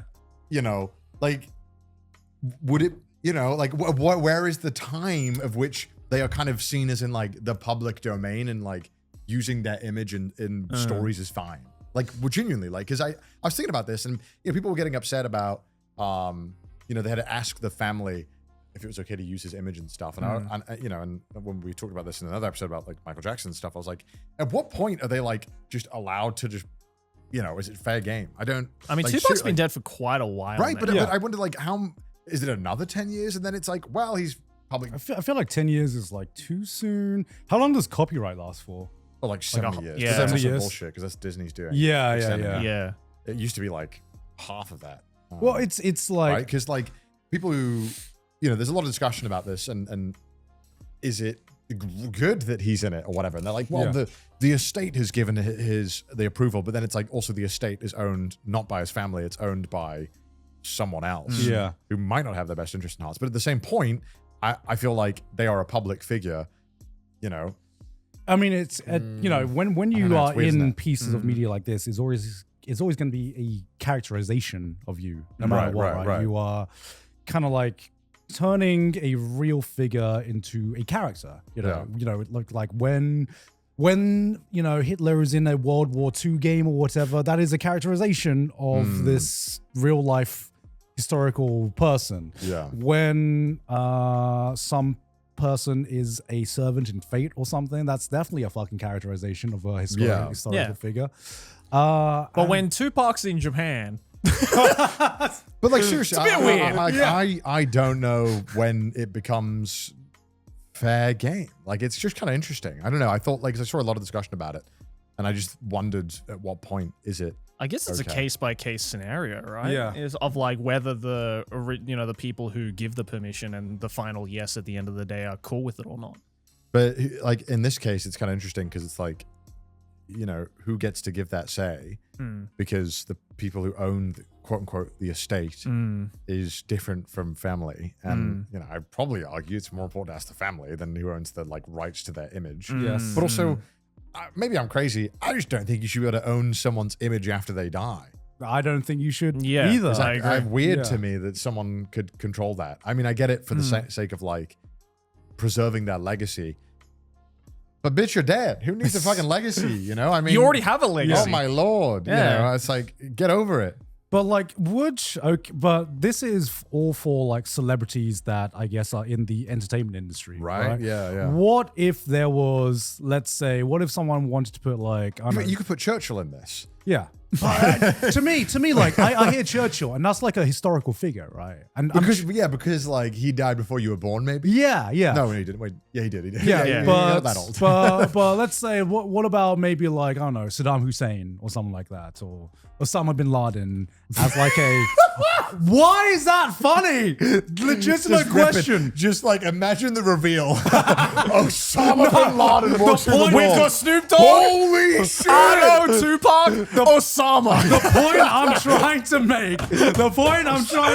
Yeah, I get it. Because like Tupac is a figure that people know and like He's their an work. entertainment Right, figure, yeah, right? yeah, But it's yeah. interesting though, right? Versus other historical Yeah, figures. because I wouldn't be like, if you had told me like, hey, I'm making a game. We asked the Osama state. They're cool with it. Yeah, You're like, yeah. you did what? You asked the Osama state to put him in your rogue indie-like card deck builder? Actually, I've got the answer. Okay. Here's the actual answer. Can you be sued for it? That is probably the real. That is probably the real that's answer. probably the real reason, if the right? answer is no, yeah, there's probably free game, right? Yeah, that's probably the actual answer. Yeah. All right. I just don't know. Probably right. Yeah, probably people who still have vested interests in Yeah. valuing them. I guess because like his music still makes money. Yeah. Yeah, exactly. absolutely. Probably that's probably the part I'm forgetting here. Yeah. It's so fucking weird though. I mean, it's like But Michael. then that's just it's like, oh my god. You know. It's like if Michael Jackson turns up in a new AAA game or whatever. Yeah, you probably have to ask because you probably want to use his music, right? Yeah. Yeah. But I guess exactly. I wonder, what if you're not using? It's weird, isn't it? I wonder if they're going to use any of Tupac's music in this game. Like during the boss fight where you have to like, it's like Tupac's boss and Yeah. then like fucking California Dreamin' comes on. Obviously, because copyright is so fucking dumb. Yeah. Is it like the moment it's in the copyright public domain? Is it just fair game? Like if this was made 50 years later and you can use Tupac's music, Yeah. is that fair game to put him in? Like I don't know. It's like weird. Like I do think this is a discussion. I just want to know what context he's going to be used in. Yeah. It's also it's just an interesting choice. I mean, Yeah. Tupac is also an interesting case study as well because his image has been used in various ways. Like, when he had a cameo in Coachella with. Do you remember that where he Yeah, had the hologram. the hologram Yeah. concert? Yeah. So I guess it makes sense because Snoop and Tupac were very, very close. Like they not only worked together a lot, but they were just like friends, obviously, both being from West Side and stuff like that. But yeah, I just don't know in this particular game. Because all I know about this game is that it's like a prequel to the Yakuza games, right? So obviously it's going to be set in Japan. And I was already kind of like raising an eyebrow with Snoop Dogg's edition. I'm like, how the fuck is he related to the Yakuza story in any way whatsoever? Yeah, I don't know. If anything, this just makes me want to play the game now. It's like I don't even give a fuck about the story. I just want to know how they're going to use Tupac and Snoop. Nah, the marketing is on point. I can't. Just interesting discussion. Food for thought. Yeah. Definitely food for thought with this one. Yeah, a lot of other games. Is it only on Xbox? Oh no, PS5 is on. Yeah, Steam. thank God. Halo. Did you see they're remaking Halo? They are. Really? The first one? So yeah, they're remaking Halo Combat Evolved again. Uh-huh. The second remake of that game. But this one is a ground up, like completely new game of a remake of a remake. Right. And there's no split screen and no multiplayer. So it's nothing But like it- the first game. But it looks pretty good. Yeah? I mean, obviously they've gone all out. Are you but- just saying that as a hardcore like Halo fan, or is it like actually Halo. good? I mean, I want more Halo, so I'm kind of okay with it. Fair. Yeah. I've been playing a game recently. What have you been playing? Mina the Hollower. Oh yeah, the Yacht Club games. The new Yacht Club games. What is that? Do you know Shovel Knight? Yes. So same studio that made Shovel Knight Okay. spent like the past I think it's like 6 years making this game.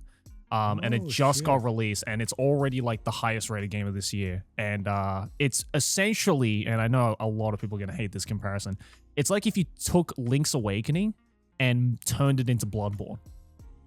So the game, so it looks like and plays like a Link's Awakening game where it's like top-down 2D, adventure action game, but the system of like how to like level up and get stronger is very, very like Souls like. Okay. And Bloodborne like. And it is hard as shit. Really hard, but it is one of the most Soul games I've played this year. And I think if you especially love like your Souls type games, it's like this is the closest we're probably gonna get to like a 2D Souls game. Right. And it's fucking fantastic. And if you've played Shovel Knight, then like Yacht Club games are like so good with like their little details and like stories and stuff like that. So yeah, definitely recommend.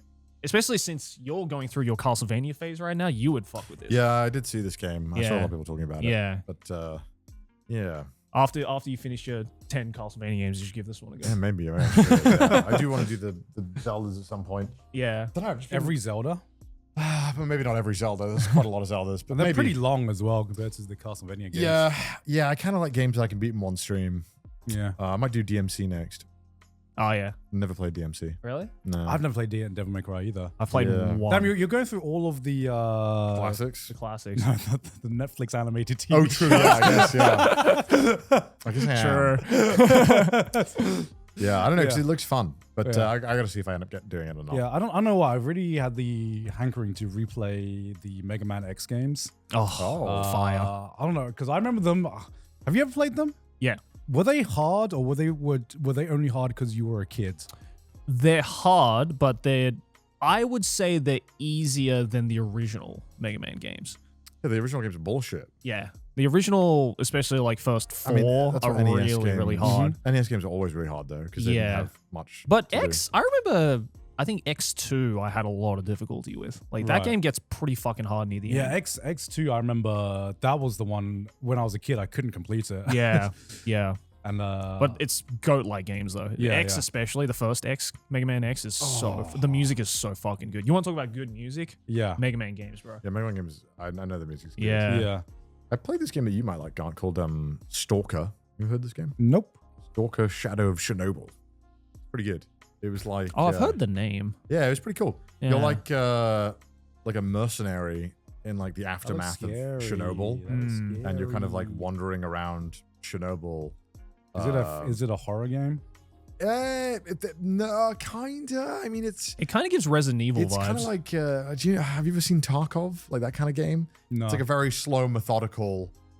You move around buildings very slowly because it's like one tap and you die. right. But so do the enemies. So it's like you're kind of walking around, Like looting, stealth-like? looting places, stealthing, but it's kind of hard too. There's occasionally some enemies. That's a high cortisol game. I There's a don't really know.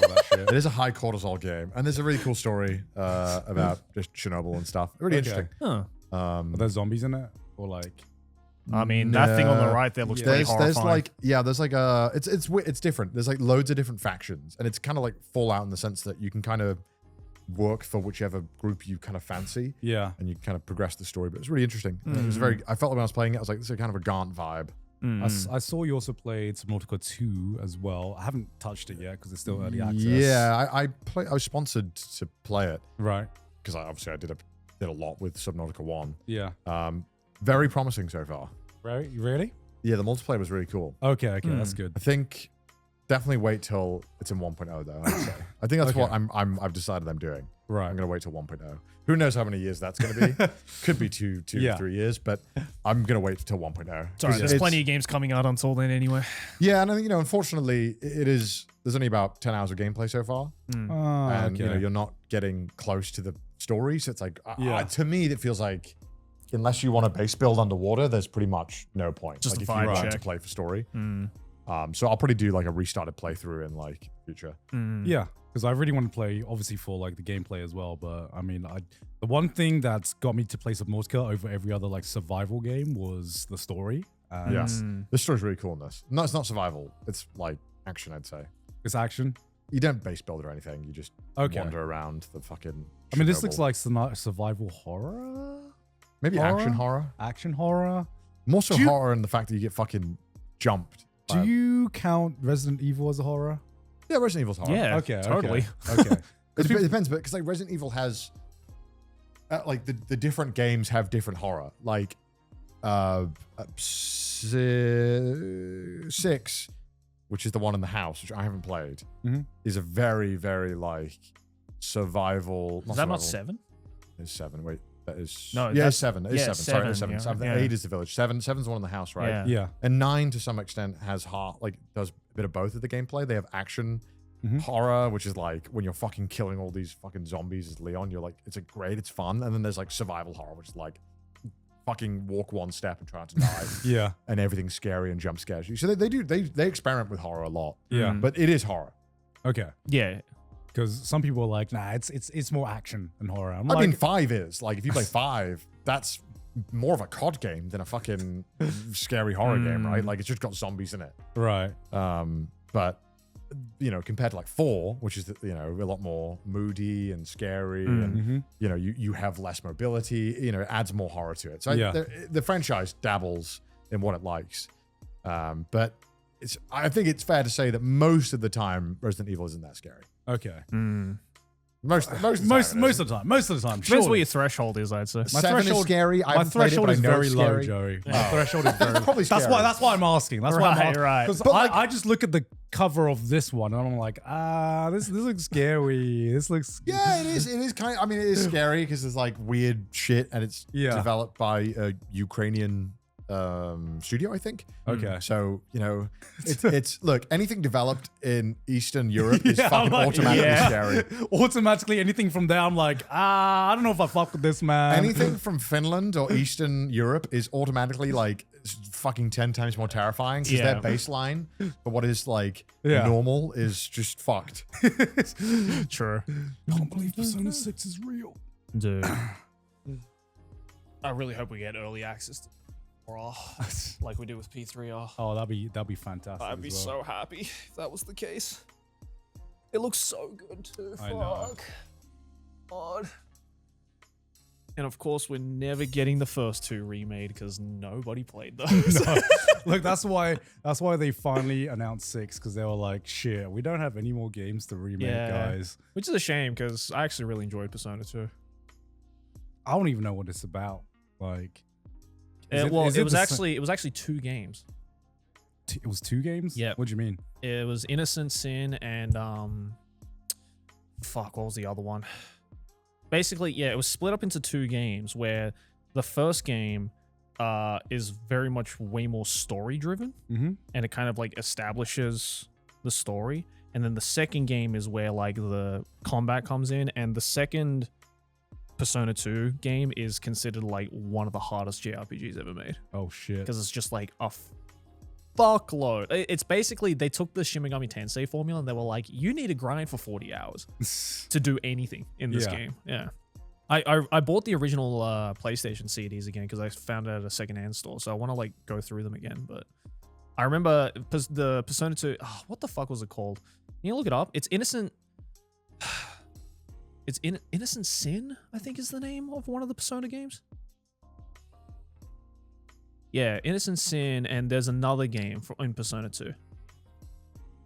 It's Innocent Sin and what was it called? There it is. There's the list. Eternal Punishment. Yeah. Ooh, Eternal okay. Punishment is like one of the hardest Right. JRPGs ever made.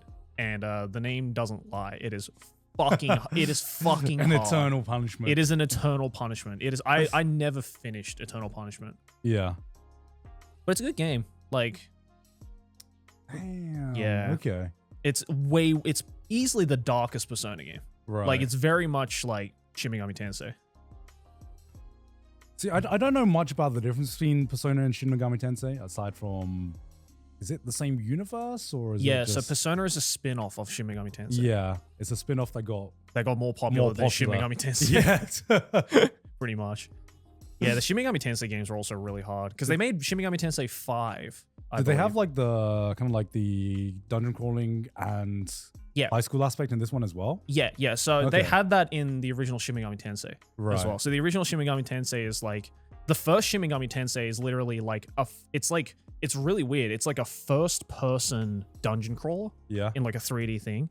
And there's like a lot of like the personas that show up in the later games as well that show up on there, but it is like way darker and way more grind intensive.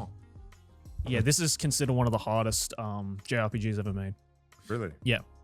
I never beat it as a I kid bet it's easy. because it's hard as fuck. It's one of those games where it's like you got to grind for 40 hours.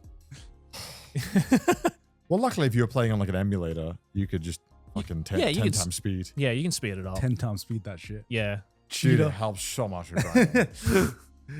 Whenever I've done like the Final Fantasies, being able Yeah. to like put it on like 10 times the speed, Yeah. and just spam like Yeah. spells in random battle. Oh my god, it's game changer. Are you gonna play Yeah. the new remake No. you're not gonna play the remake? No, I No? don't. You don't fuck with it? Which one? 7 remake? Yeah. I don't know. No, I don't feel the need to. Did they announce the last game? Yeah, they did. sure. They Oh, just okay. announced the last game. Okay. I mean, you're trailer going to is play it, out. right? Because you played both. I'll play it. No, I haven't actually. You played the first one, right? No, I haven't finished it yet. I've played both. Yeah, You played both? Yeah. Joey's played both. I've played both. Yeah. Did you like both?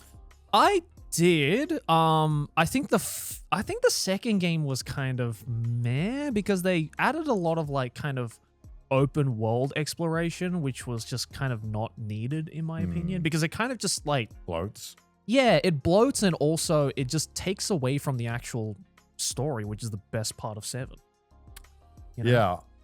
Is it bad of me to say that, like, and maybe this is like a boomer take, when I watch the gameplay, I'm like, wow, that looks boring. Like when I watch like the fighting, I'm like, holy shit, that looks boring. Well, it's funny you say that. The reason I have not been, I've tried so hard because I really, really want to get into Final Fantasy 7, or just Final Fantasy in general. I am 18 hours into the first Final Fantasy 7 remake, and I've every time, and I tried this again literally last week. I was like, maybe it's time to try and jump back into it. I just can't get my head around the gameplay of it, the battle system. Yeah. Of it. It just, you know when you play a lot of like different games, you have that moment where the system just clicks and you get it.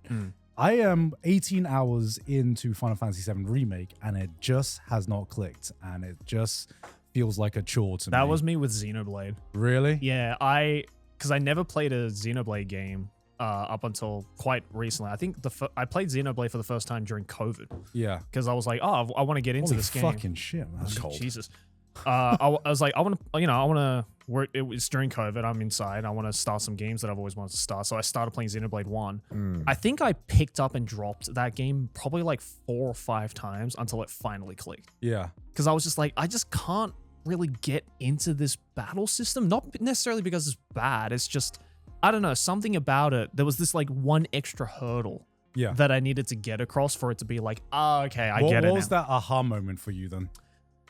I think it was when I maybe hit like the second boss, where where you had to start in Xenoblade 1, where you kind of had to start like not just like mashing actions, but like you also had to like kind of theorize and time stuff. Yeah. And like, switch characters around and stuff like that. And that was when I was like, oh, okay, now I kind of get what this system is trying to do. Yeah. Because the first boss, you don't have to do that. You can just fucking mash your way through it, because it's just a tutorial boss. But like the second boss was, I was just like, oh, okay, now I actually see the complexities of this system. Yeah. And I know how having to know this more complex system is going to make the further battles more interesting. Yeah. And it was also around the time where the story was actually getting interesting, because Xenoblade 1 takes a while to get started up in the story as well. But yeah, JRPG story. Yeah. But I mean, there's so many games like that. Like Xenoblade 3 as well. Played like the first 5 hours, maybe like 2-3 times, and I was just like, just can't get into it.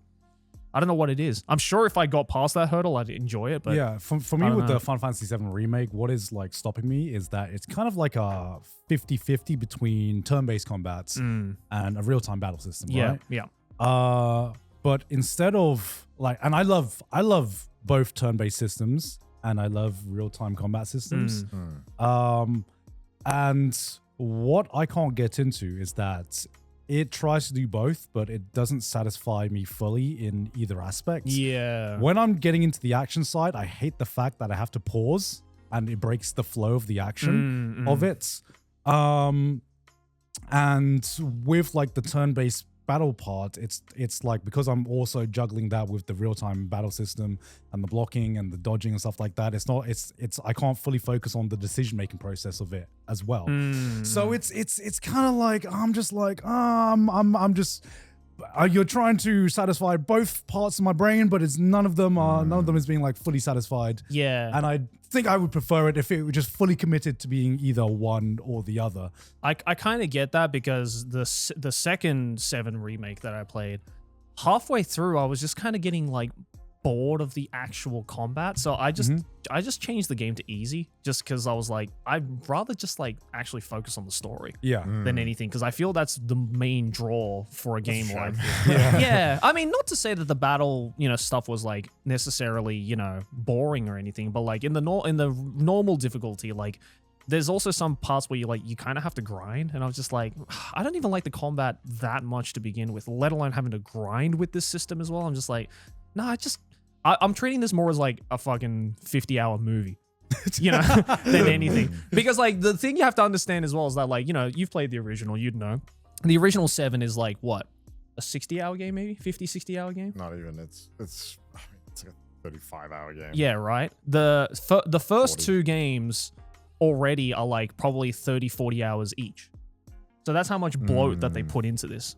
And a lot of it is also because, like, you know, the cutscenes are longer, and you know. And to be honest, like when you play the original, you know, it's 36 hours. And I think a lot of people always associate JRPGs having a lot of grinding necessary.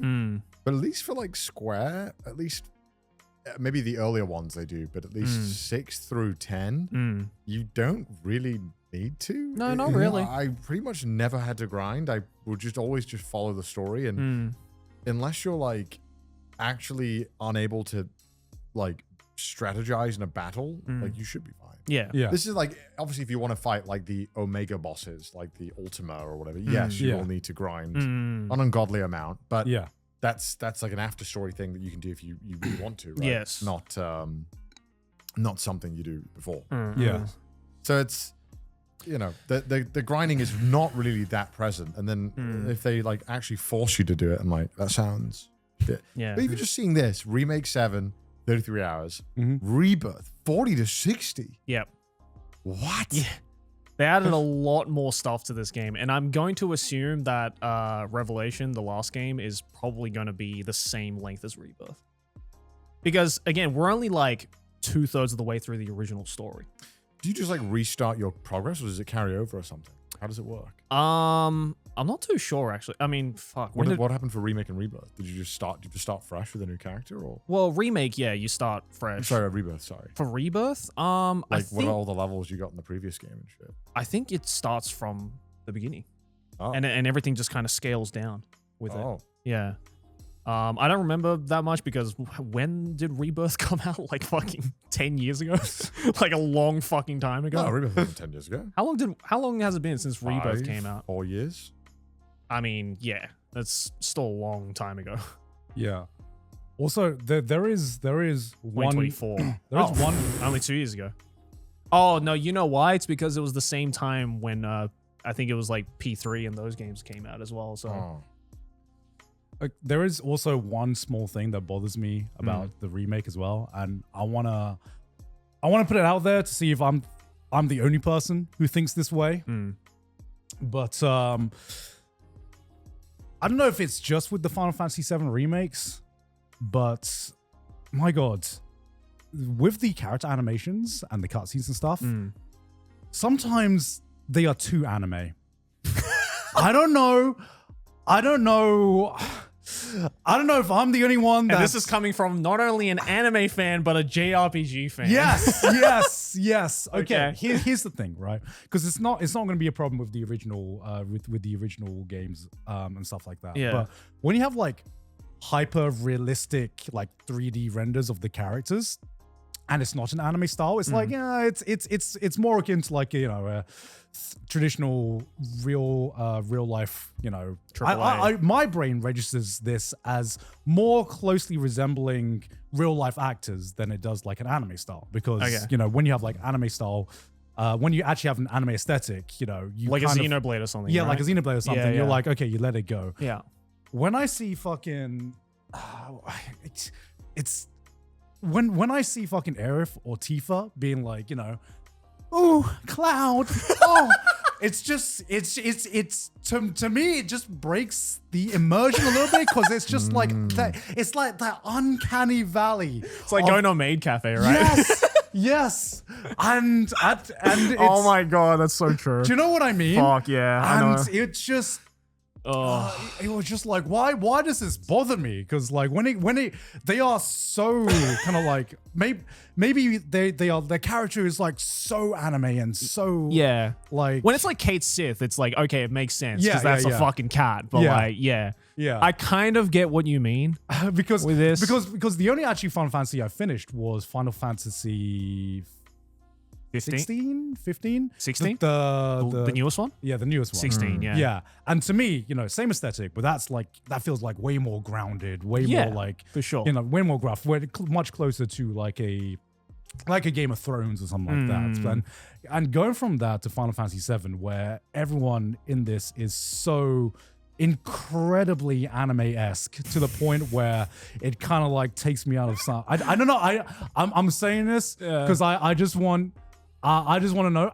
Am I the only one? Am I the only anime fan where I'm bothered by this? That even I fucking love anime and the anime tropes. No, I get what you mean. Actually, Yeah. I think if you compare it to, I think a studio that's doing animation really high, like fidelity animation at least, that's doing it really well. It's pretty like Capcom with Resident Evil. Like you look at the animation, really, really fucking hyper realistic and the newer grounded, games. But it looks like really natural, like the way that like the characters move in the space. Like I don't know how much they must have like a whole fucking Leon Kennedy animation team to make him move fucking hot and handsome. But didn't they motion capture that? Yeah, it's like motion capture. I think maybe it is motion. Maybe it's old motion capture. Yeah. But like I think it's probably how you would probably want to do it to make it look realistic. I don't know. I mean, probably just different animating styles. Truly. Yeah, I think it's a different animating style. I just sometimes there are just moments that take me out of it because I've registered this as a live action,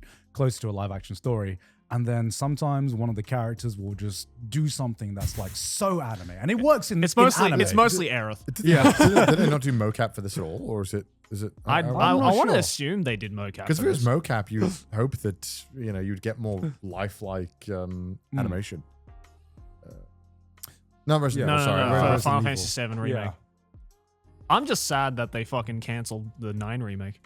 They cancelled the 9 Well, remake. that wasn't like confirmed, was it? I think it's confirmed that they canceled Really? the I 9 don't think- remake. Square- That's what They I used saw. extensive motion capture, Extensive There you go. motion capture. but it doesn't feel like they did. No, it does, but they are doing motions that you would see like a typical anime character doing. Maybe the direction is like Yeah. like an anime Yeah. character. Yeah, and it's like, exactly, it's just exactly. cringe to do it in real life. Again, it's like a maid cafe, right? It's like, I know you don't actually talk I and sound remember like I that. saw someone talk about this and they were like, no, it's normal in Japan to do that. And I was like, the fuck you talking In about? what universe? It's like, it is not fucking normal. And maybe Yeah. if you're talking to like a men hitter girl. Yeah. Yeah, I mean, like I said, if this was like a 2D animation style, there are plenty of games and JRPGs where I think it works like perfectly well. Like Persona series, for example, Yeah. where I'm like, that to me, my brain registers that as an anime. Yeah. And when characters in that act like anime characters, there's nothing weird Makes about sense. it. Yeah, this one just hit that uncanny valley for me sometimes, and I'm just like, yeah. Shit, I'm not going to be able to unsee that now. Because I'm probably going to play the last game as well, because I'm already Yeah. I mean, you fucking have 2 to. games through Yeah, it. I you're might as well 2D. see it to the end. But Yeah. fuck, next time I see Aerith on screen, I'm just going to remember that. I'm just going to be like, bitch, calm down. Bitch, you're a character, not a cosplayer Yeah. here. Yeah, that's, Actually, I didn't even think she's going to be in the 3rd game. She's already dead. So, damn, Joey. spoilers, by Damn, the way, Joey. for a 30-year-old game. Damn, Yeah. it's like me spawning One Piece the corner. Yeah.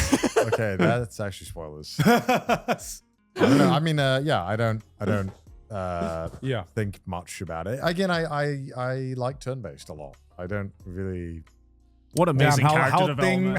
how times have changed. I know. How times like have changed, there's man. not, and I also, if anything, I mean, I like what Expedition 33 did with turn-based. I like Chrono Trigger's turn-based.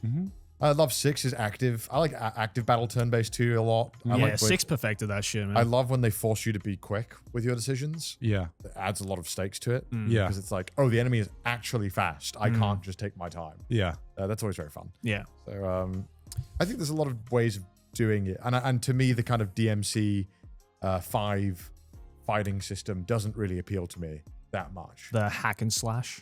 Yeah. Is it hack and slash? I guess guess, it would be hack and kinda. slash. Yeah. It's kind of like half hack and slash, half fighting game inputs. Yeah, yeah. I hate fighting game inputs with a What do you burning mean? passion. Like I hate having to do button like, combos and shit. massive button combos. Yeah, me too. For me, that is not fun to memorize. I got back into Guilty Gear Strive. I for know, like- yeah, you're for like saying. a Oh, stint. shit. Yeah, and I also I got to I hit my wall, and my wall was like plat. And I hit my wall basically of how far I can get without having to learn combos, and just hitting pure fundamentals. Because Yeah. goddamn, I would say learning, like getting good at fighting games is honestly has a lot of similarities to learning musical instruments, actually. Because you know, with musical instruments, you just got to get to that point where you want to play your favorite songs, but you just got to start practicing scales. Yeah. And you gotta nail the fundamentals. Yeah, you gotta nail the fundamentals, and you just gotta get the scales right. And let me tell you, ain't nothing more boring than playing scales for 30 minutes. Yes, That shit's yawn-inducing. yeah. But you gotta do it.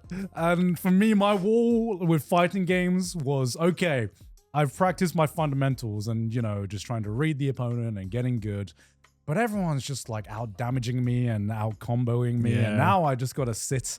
It's like, sit and practice. you misinputted 2 frames late. You're just dead. Yeah, exactly. Yeah. Exactly. My muscle memory is just not good enough. And, you know, with games like when I played, I imagine like 16 and stuff, like you probably never need to really learn the crazy combos because normally the basic ones are sufficient enough to get you through the game. See, what I learned about... I don't know, was it? I mean, I assume the basic combos are normally enough. Yeah, I'd say so. If there is a crazy combo that is actually difficult, there's normally never a need in story games to actually have to learn it. Yeah. That's true. Unless most of the time you're just like, summon Bahamut, you're fine. Well, it's funny because in fighting games, when you get to a certain point, you realize that fighting games is actually just a turn-based game. That is... Except each turn is like 2 frames long. No, there's just so much theory in fighting games, and like spacing is such a massive part of it. Yeah, and I mean, the theory in fighting games is you have the neutral game, which is like the footsies, right? And that is the real fighting game right there, right? Because the whole concept is to get that first hit in, right? And then once you get that first hit in, it's a turn-based game. You can put down the fucking controller and be like, okay, I'm going to take this much damage. And then what happens? And then when the combo finishes, what happens afterwards? Where you go back into like the neutral game, right? And then you have to, and then maybe the opponent used some resources to get an advantage to get that first hit, and now you have an advantage to get that hit back, and then you know it is your turn to start fighting and start trying to hit as well. And it's just a very, very fast turn-based game. Yeah. The point is, when it's your turn, you need to optimize how much damage you can do, right? Because otherwise, it will go back to his turn, and he's gonna just out damage you. Yeah. So it's super, super interesting, and I'm just not dedicated enough for it games is. like that. It is something that requires dedication. Yeah. It's like you're either a fighting game guy or you're everything but a fighting game guy. See, one thing I can respect about fighting gamers is that they just have like they're at the same time the most chillest people and the most aggressive, the most sweaty people at the same time. Very aggressive. You know, there's that moment where like the moment they like grab the joystick or they grab the controller, they just like zone in and they just lock the fuck in. They're like, don't talk to me. I'm about to kick ass. But there is so much about like having like the right mentality and the philosophy of fighting games when approaching fighting games. And that part I can respect. Yeah, totally. It's all about learning. It's not always about winning. It's all about self-improvements. Yeah. Just can't be me. Yeah. You know, I'd much rather people get into fighting games than people get into fucking Bitcoin. You know, if people... I mean, that's neither here nor there. Come on. Like, when you talk about self-improvement, that's apples and oranges. When we talk about especially like male self-improvement culture, there's 2 paths you can take. You know, you can either be a hustle bro or you can be an FGC player. Right. Please be the FGC player. Please be the FGC bro. That's so funny. But moving away from gaming for a little bit, I had my very first experience having an MRI. Oh wow! I've never had. Why? Are you okay? I am okay. Just a checkup. I'm okay. It's just I had a. So we do like the yearly health checkup in Japan. At least you should do. I don't know if you guys still do it. By the way, I haven't done it in about 4 years. What? Have you not? I've never even gotten the call for it. So I don't know what the fuck's up with that. So this year I decided to just get it done in Thailand since I've been in Thailand a lot, and the healthcare there is very affordable and actually pretty damn good now. Thailand's invested a lot into their healthcare since good. Health tourism is kind of becoming a much bigger part of their economy. So this year I decided to get it checked in Thailand. And during my health checkup, they found something on my liver. And they told me that they found a small something. It was about 1 centimeter big. Probably nothing, but you have two choices. You can wait and get checked up in 6 months, or every 6 months or a year, to see how fast this thing, if it's growing, if it's not growing. Or you can get an MRI for peace of mind. And I was just like, well, this is kind of like the times where I'm like, I would much rather, if I can, get out of the way. Yeah, get out of the way Sure. for peace of mind. Getting an MRI scan in Thailand is also a lot more affordable than it is in other countries as well. Still expensive, but if I can pay around $600 for peace of mind, that's kind of how much it costs in Thailand. And I would much rather, I'd much rather just get it over with than being like 6 months to a year. Holy shit, is this thing growing? Is it a bad thing? And I'm just gonna lay it out now.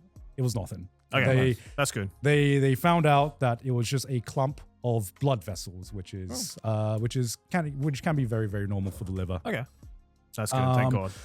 But my God, MRIs are fucking terrifying now. Yeah, I've been in one. You've been in one? Yeah, for my ass. Wait, I'm too caked up. wait, you got an MRI for your ass? Yeah, before I had ass surgery. Oh shit! So I had to get an And the MRI. doctor was like, Connor, Damn. we have great news. No, You're thick. It was like they had to bring out 4 guys to kick me in the machine. It was like it wouldn't get in. Squeeze you in like a packed train. I was like, I'm in, and they're like, you're not in, buddy. Yeah. So I just remember the noise it would make was like it reminded me of like a Fear and Hunger track. Yeah. So it'd be like, dung dung dung dung dung.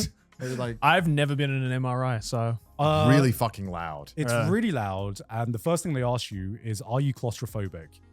Because Only my ass went in.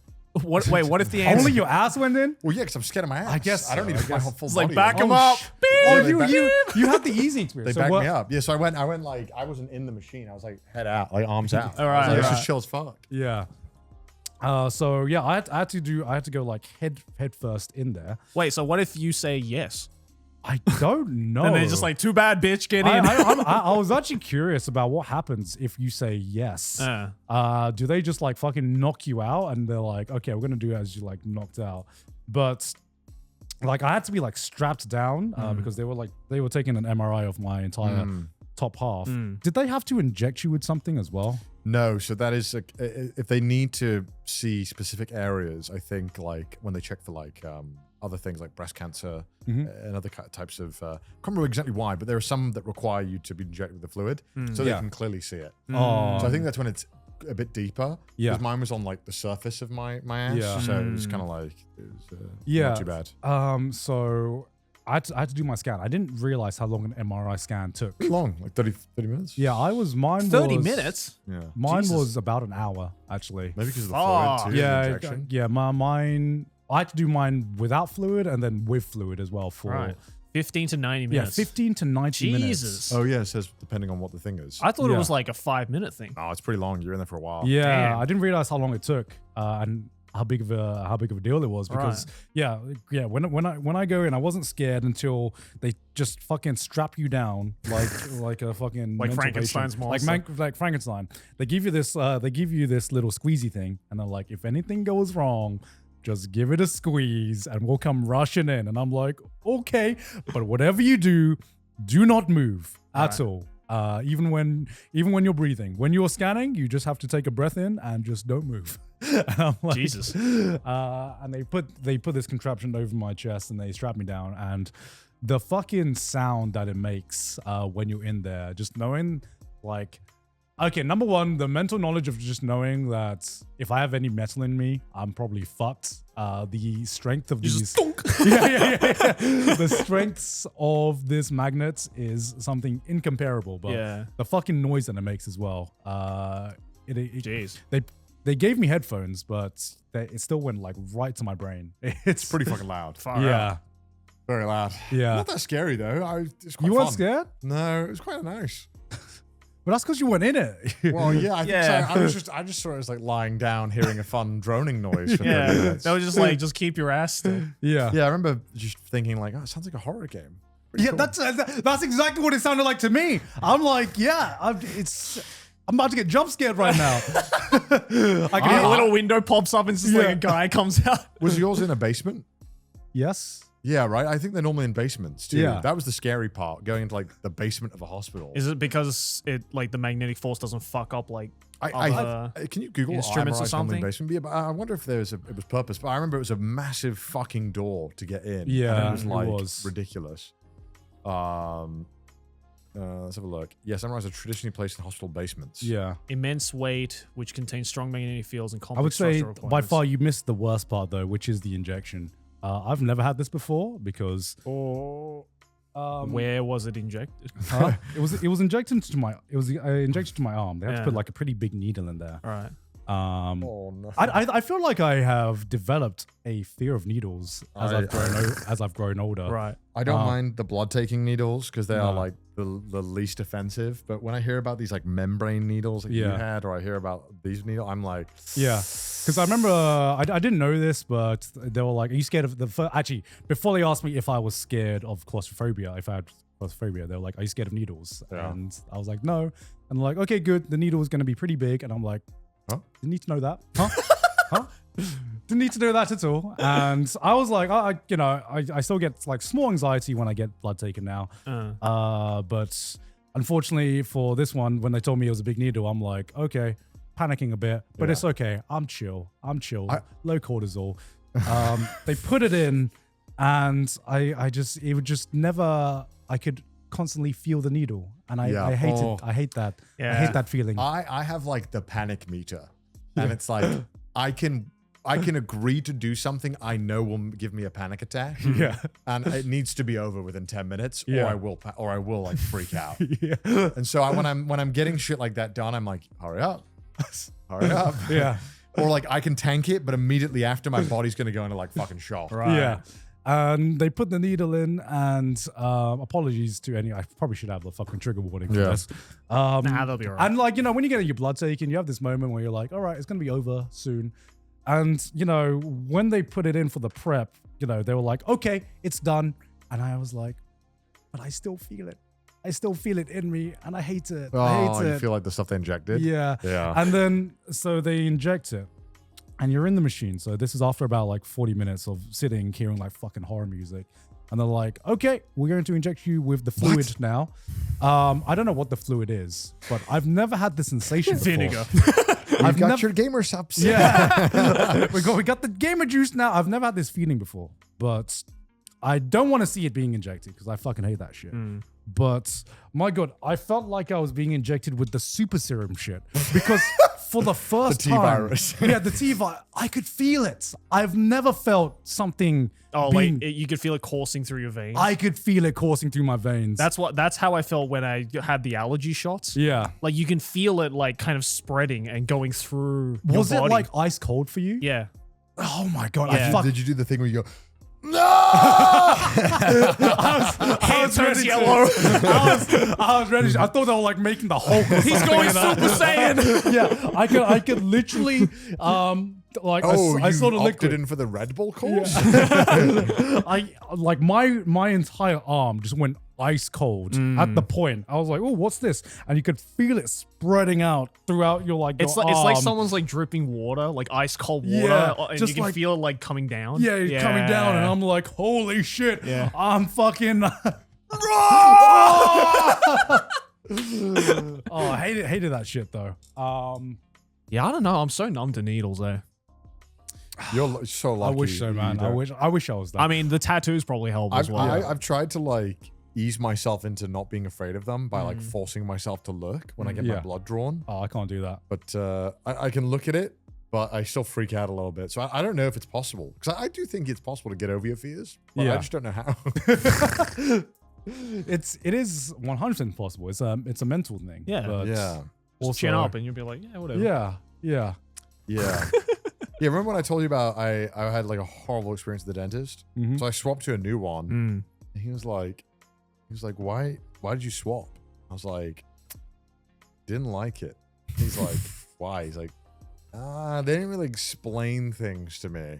He's like, I see. Would you prefer when they're doing procedure? Would you prefer when they do procedure that you know everything? Yeah, I want them to walk me through everything, because the thing that the only thing that I get really bad anxiety of, like when stuff, when stuff's happening, is when I keep feeling things happen and I don't know what they're doing. Yeah. And I would like to be walked through The element of surprise. Yeah, because it's like, when I went to the dentist, I had like a panic attack because they were like not explaining what they were doing. And so they just said, we're going to do this procedure. And I was like, cool. And then so they just started, and they weren't walking me through what each thing was. And I was like, why am I being injected multiple times? Why is there like different rounds of injection? Why is there now a drill? Like, why was none of this explained to me? Because I feel that like frustrated that I don't understand what's happening. Right. Yeah. And I would feel a lot easier knowing like, oh, that's what they're doing. That's why I'm feeling this. Yeah. There's no need to worry. Like, so that you can like mentally prepare for whatever pain or sensation you're about to feel. Right? Because sometimes you feel pain, right? And you expect that with a lot of procedures, but you don't know what pain is to be expected and what isn't, because I don't know, what if they're like really fucking up? But I've already expected pain, so I think, this amount of pain is okay. Yeah. And it's like, okay, no, actually something's wrong. But I don't know that because I've not been told what's happening. I don't know roughly what to expect or what reaction, I should be giving. And so I think for me, it's really helpful for them to like communicate, and it's also my fault too. I need to advocate for myself more and tell them. But it's tough sometimes in medical situations because you're like, well, they're the expert. Yeah. I'm not doing their job. I'm not trying to backseat. Yeah. I get no real backseat to my job. I'm not going to tell them, hey man, really the hypodermic needle. Interesting choice. I would have gone through. I would like, to be walked through, given that I feel like a fucking hamster being fucking tested on. Would you like to know if something hurts if they're about to do it? Yeah, 100%. Yeah. Like, Just tell me. Don't lie. like, hey, this is gonna hurt a lot, by the way. Because then I can mentally prepare myself, being like, Okay. all right, here comes the pain. The worst thing is when they'll be like, nah, you'll be all right. And then you proceed to feel the worst pain imaginable. Yeah, I hate it when they're like, it'll be over quick, and it's not. And I'm like, just tell me how long it's realistically going to be so I can prep mentally. Minutes and seconds, please. Because the worst feeling is like, when is it going to stop? When's it going to stop? Yeah. When is it going to stop? Yeah. That's like the worst in your head, I Definitely. think, personally. Yeah. But Japanese hospitals scare me because they like keep you for so long. What do you mean? Like after surgeries, they just want to keep you there. And that scares me. Yeah, because they want to make sure you're all right. I don't want to be all right. I want to be home. But then America, I hear, is like the opposite, where they're like, now you can fuck Like, off. get How out. long did you have to stay after your ass surgery? Well, no, so they wanted me to stay 2 days. And I was like, dude, I'm going home. They were like, oh, okay. Sue yourself. Because I was asking some friends who were practitioners in the UK. I was like, as a surgery like this, would you in the UK, would you normally keep someone in hospital for this? And they're like, it's kind of preference, but generally no. Yeah. And I was like, okay, I'm gonna just be like, I'm going home then. And they were just like, if there's a problem, come back. Yeah. Which I would rather that than, because for me, Stay there for no reason. Yeah. because there's some kind of like mental kind of anguish about, staying in a hospital In a bed, hospital. and just kind Yeah. of, not being in your space. And also, I don't know, man, hospitals just freak me out. It's just bad vibes. It's just horrible vibes. I don't think anyone likes being in a hospital. And I do think like there's an aspect, at least for me, with like when I'm after a big thing like that, where I would like to be in a place that is more familiar, at least if it's possible, Yeah, no, totally. And also, on top of that, generally speaking, I'm like young, and I'd rather someone else who probably needs the bed a lot more get it. Especially in Lord Japan. knows in Japan there are a lot of people who need it, Yeah. man. So You were definitely the youngest person in that Dude, hospital. I was the youngest person in the hospital. Yeah. 100%. Yeah. I had to go to some specialty one because it was the one that could accommodate my like blood disease. Yeah. They were like, oh, it's the inbred hospital. Why am I the only one here? But yeah, no, I mean, it's, healthcare stuff's always hard, and it's very difficult. Take care of yourselves, everyone. Yeah, take care of yourself. Exercise every day and all that. Yeah, watch All out that jam. for arse blisters or whatever it was that you got. Cysts. Yeah, cysts, arse Wow. cysts, The gamer. the gamer butt, Yeah, I mean, I don't know what could have butt caused it. cancer. Probably sitting all day.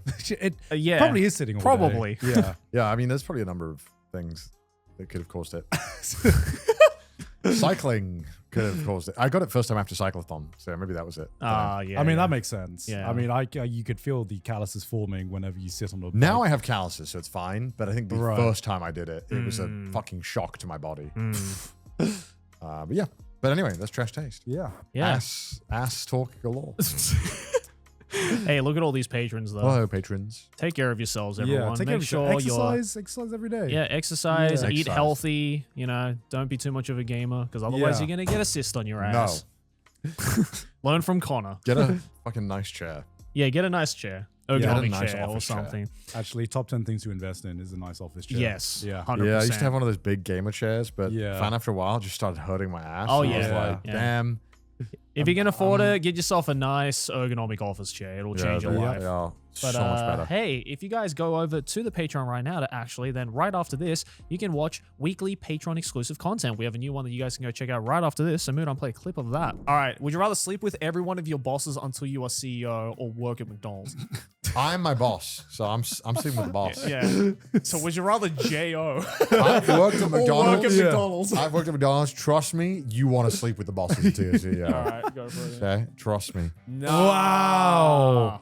It's because they got the Mike Wazowski boss. They got the thank you. You Who wants sloppy toppy, Mike? Would you rather have to stand up in the middle of every wedding ceremony in 10 and scream, "It should have been me," or take the microphone during somebody's reception speech and cry about how alone you are? Bro, the first Either one's way, just you're funny. a fucking loser. The first one is just The first funny. one is funny though. Yeah. Yeah. You can get away with the first one. I could see Pete doing this as a bit. Yeah. It would Yeah. work. He'd crush it. It It, should Yeah. have been it would go down a me. treat. The whole fucking Congress would love it. Yeah. Yeah. Yeah, Okay. definitely. No, it's No. No. What? People are so There's sad. no way Bro. to spin that without being sad. Yeah. But hey, if you want to check that out and support the show in the process, head on over to patreon.com/trashtaste. Also follow us on Twitter, send us some memes on the subreddit, and if you hate our face, listen to us on Spotify. And we'll see you guys next week. Bye. Bye.